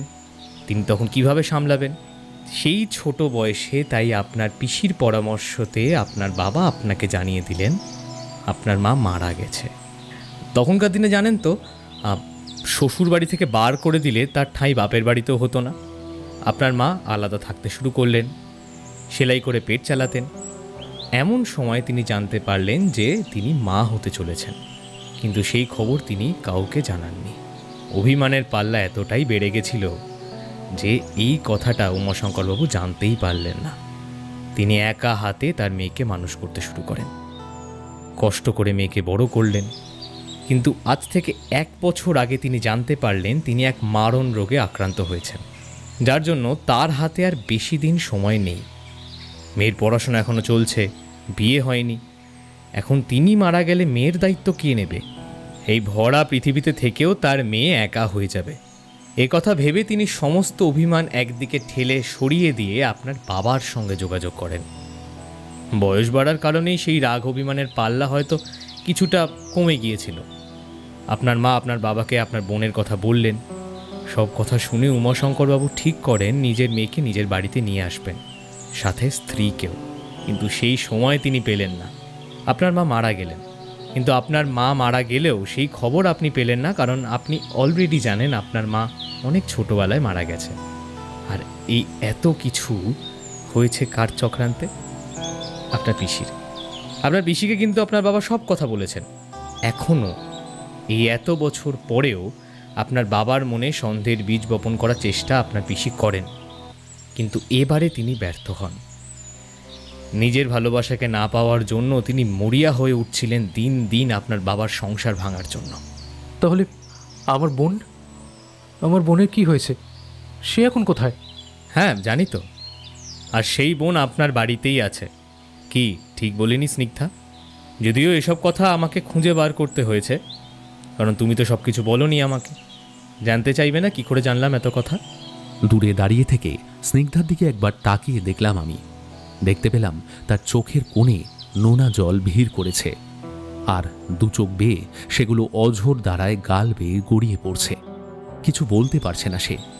দুর্জয় সামনে গিয়ে হাত ধরে আলোকের পাশে এনে দাঁড় করালো স্নিগ্ধাকে। বলল, জানেন আলোকবাবু, আমি যেদিন আপনার দোকানে গিয়েছিলাম আপনার কেবিনে যখন বসেছিলাম তখন আপনার টেবিলে একটা ছবি দেখতে পেয়েছিলাম। সেখানে একজন মহিলা একজন বাচ্চা ছেলেকে কোলে নিয়ে দাঁড়িয়ে আছে। সেটা দেখে যে কেউ বলে দেবে যে সেটা আপনি এবং আপনার মায়ের ছবি। তখন তেমন একটা গুরুত্ব দিইনি, কিন্তু স্নিগ্ধা, তোমার সঙ্গে যখন আমি দেখা করতে যাই তখন তোমার ফোনের ওয়ালপেপারে আমি তোমার মায়ের ছবি দেখলাম, সাথে তুমিও। যদিও তখন তোমার মায়ের বয়স অনেকটাই বেশি, মুখের আদল বদলে গেছে, কিন্তু দুর্জয় সিংহের চোখ খটকা লাগে। তারপর তদন্ত শুরু করি, আর সেই তদন্তেই আমি সবটা জানতে পারি। তোমার মনে আছে স্নিগ্ধা, আমি তোমাকে একদিন ফোন করে তোমার মায়ের ছবি চেয়েছিলাম? আর আলোকবাবু, আপনারও নিশ্চয়ই মনে আছে, আপনাকেও আমি ফোন করে আপনার মায়ের ছবি চেয়েছিলাম। তারপর দুটো ছবিকে আমি এক চিত্রকরের কাছে পাঠাই। দুটো ছবি দেখে তিনি বলেন দুটো মানুষ এক। আর তখনই আমার মনে প্রশ্ন আসে, যদি দুটো মানুষ এক হয়েই থাকেন তাহলে উমাশঙ্কর বাবু তার বিবাহিত স্ত্রী আর মেয়ের কথা নিজের ছেলেকে বলছেন না কেন? এর পিছনে কারণ কি? সেইটা খতিয়ে দেখতে গিয়ে আমি যা যা জানলাম তা আমি আশা করিনি। সত্যি, মানুষ রাগ আর অভিমানের জন্য জীবনে কত বড় ভুল করে বসে। তদন্ত করতে গিয়ে আমি উমাশঙ্করবাবুর ব্যাংক ডিটেলস চেক করি, জানেন। খবর পাই তিনি কিছুদিন আগে ব্যাংকে এসে লকারে কিছু কাগজ রেখে গেছেন। ব্যাংকের ম্যানেজারের সঙ্গে কথা বলে সেই লকার খুলে আমি একটা চিঠি পাই, যেখানে উমাশঙ্করবাবু লিখে গেছেন স্নিগ্ধা তারই মেয়ে। সমস্ত ঘটনাও সেই চিঠিতে লেখা। আপনি পড়লেই আপনি বুঝতে পারবেন। সবকিছু শেষে আশুতোষ বাবু, আশালতা দেবী আর শ্যামলবাবু আর মালতীকে অ্যারেস্ট করে নিয়ে চলে গেল পুলিশ। আলোকবাবু আর স্নিগ্ধা দুজনেই দাঁড়িয়ে দাঁড়িয়ে কাঁদতে থাকে। আজ তারা নিজের রক্তের ভাই বোন হয়েও কতটা দূরে। একজন যে ছোটবেলা থেকেই বাবা কেমন হয়, ভালোবাসা কেমন হয় জানতে পারেনি, আর অন্যদিকে আরেকজন মায়ের ভালোবাসা থেকে বঞ্চিত হয়েছে। এইসব ভেবেই হয়তো দুজনে কাঁদছে। দুর্জয় হঠাৎ বলল, দেখুন আলোকবাবু, আপনারা দুজনেই আপনাদের বাবাকে হারিয়েছেন, কিন্তু আমি জানি একজন বড় দাদা একজন বাবার সমান হয়, তাই তো? স্নিগ্ধা এতগুলো বছর যে বাবার ভালোবাসা পায়নি, এরপর আপনি আপনার ভালোবাসা, আদর, স্নেহ দিয়ে স্নিগ্ধাকে আগলে রাখবেন না হয়? মায়ের কমতি আশা করি সে একেবারেই ভুলে যাবে আপনার আদর স্নেহে। যাকে, আমার কাজ তো শেষ, আমি তাহলে আসি। আলোকবাবু বলে উঠলেন, দেখুন, আপনারা আমার যে উপকারটা করলেন সেটা আমি কোনোদিন ভুলতে পারবো না। আপনাদের অনেক অনেক ধন্যবাদ। আপনারা না থাকলে এত বড় একটা রহস্যের সমাধান কিছুতেই হতে পারতো না। আর আমি আমার বোনকেও ফিরে পেয়েছি, এর জন্য আরেকবার আপনাদের দুজনকে জানাই অনেক ধন্যবাদ। আমাদের পরিবারটাকে আপনারা পূরণ করলেন। বাবা আপনাকে একটা কাজের দায়িত্ব দিয়েছিল, সেখানে আপনি দুটো কেস একসঙ্গে সমাধান করেছেন, সাথে বোনকেও আমার কাছে ফিরিয়ে দিয়েছেন। তাই আপনার এই কাজের কোনো পারিশ্রমিক হয় না। তাও আমি আমার দিক থেকে আপনাকে একটু সামান্য টাকা দিতে চাই। আপনি কিন্তু প্লিজ না করবেন না। এরপর আলোকবাবু একটা চেক কেটে দুর্জয়ের হাতে ধরিয়ে দিলেন। দেখলাম 2 লক্ষ টাকা লেখা রয়েছে। দুর্জয় বলল, এই বাবা, না না আলোকবাবু, আমার পারিশ্রমিক কিন্তু এতটা নয়, এটা আপনি ফিরিয়ে নিন। দেখুন, আপনি যা করেছেন তার কাছে এর মূল্য অতি সামান্য। আপনি কিছু মনে করবেন না, আপনি এটা রাখুন প্লিজ, আর কিছু বলবেন না, নিন, রাখুন। এরপর আর দুর্জয় কোনো কথা বলতে পারল না। চেকটা নিজের পকেটে ভরে নিয়ে খুশি মনে বাড়ি থেকে আমরা দুজনে বেরিয়ে পড়লাম। অনেক রাতও হয়ে গেছিল। বাড়িতে গিয়ে রান্নাবান্না করার ইচ্ছে হলো না। দুর্জয়ের আমি গেলাম একটা ভালো রেস্টুরেন্টে। অনেক দিন অনেক চিন্তার কারণে খাওয়া দাওয়া হয়নি ঠিক মতো। আজ বেশ জম্পেশ করে খাওয়া দাওয়া হবে। সেই মতন আমরা একটা রেস্টুরেন্টে ঢুকে বসলাম। আর কি, এবার তো আমরা খাবো, তাই না? আজকের মতো তাহলে বিদায় নিই। আমরা আবার হাজির হব নতুন কোনো কেস নিয়ে, নতুন কোনো ঘটনা নিয়ে খুব শিগগিরই। ততক্ষণের জন্য একটু খাওয়া দাওয়া করে নিই। ধন্যবাদ।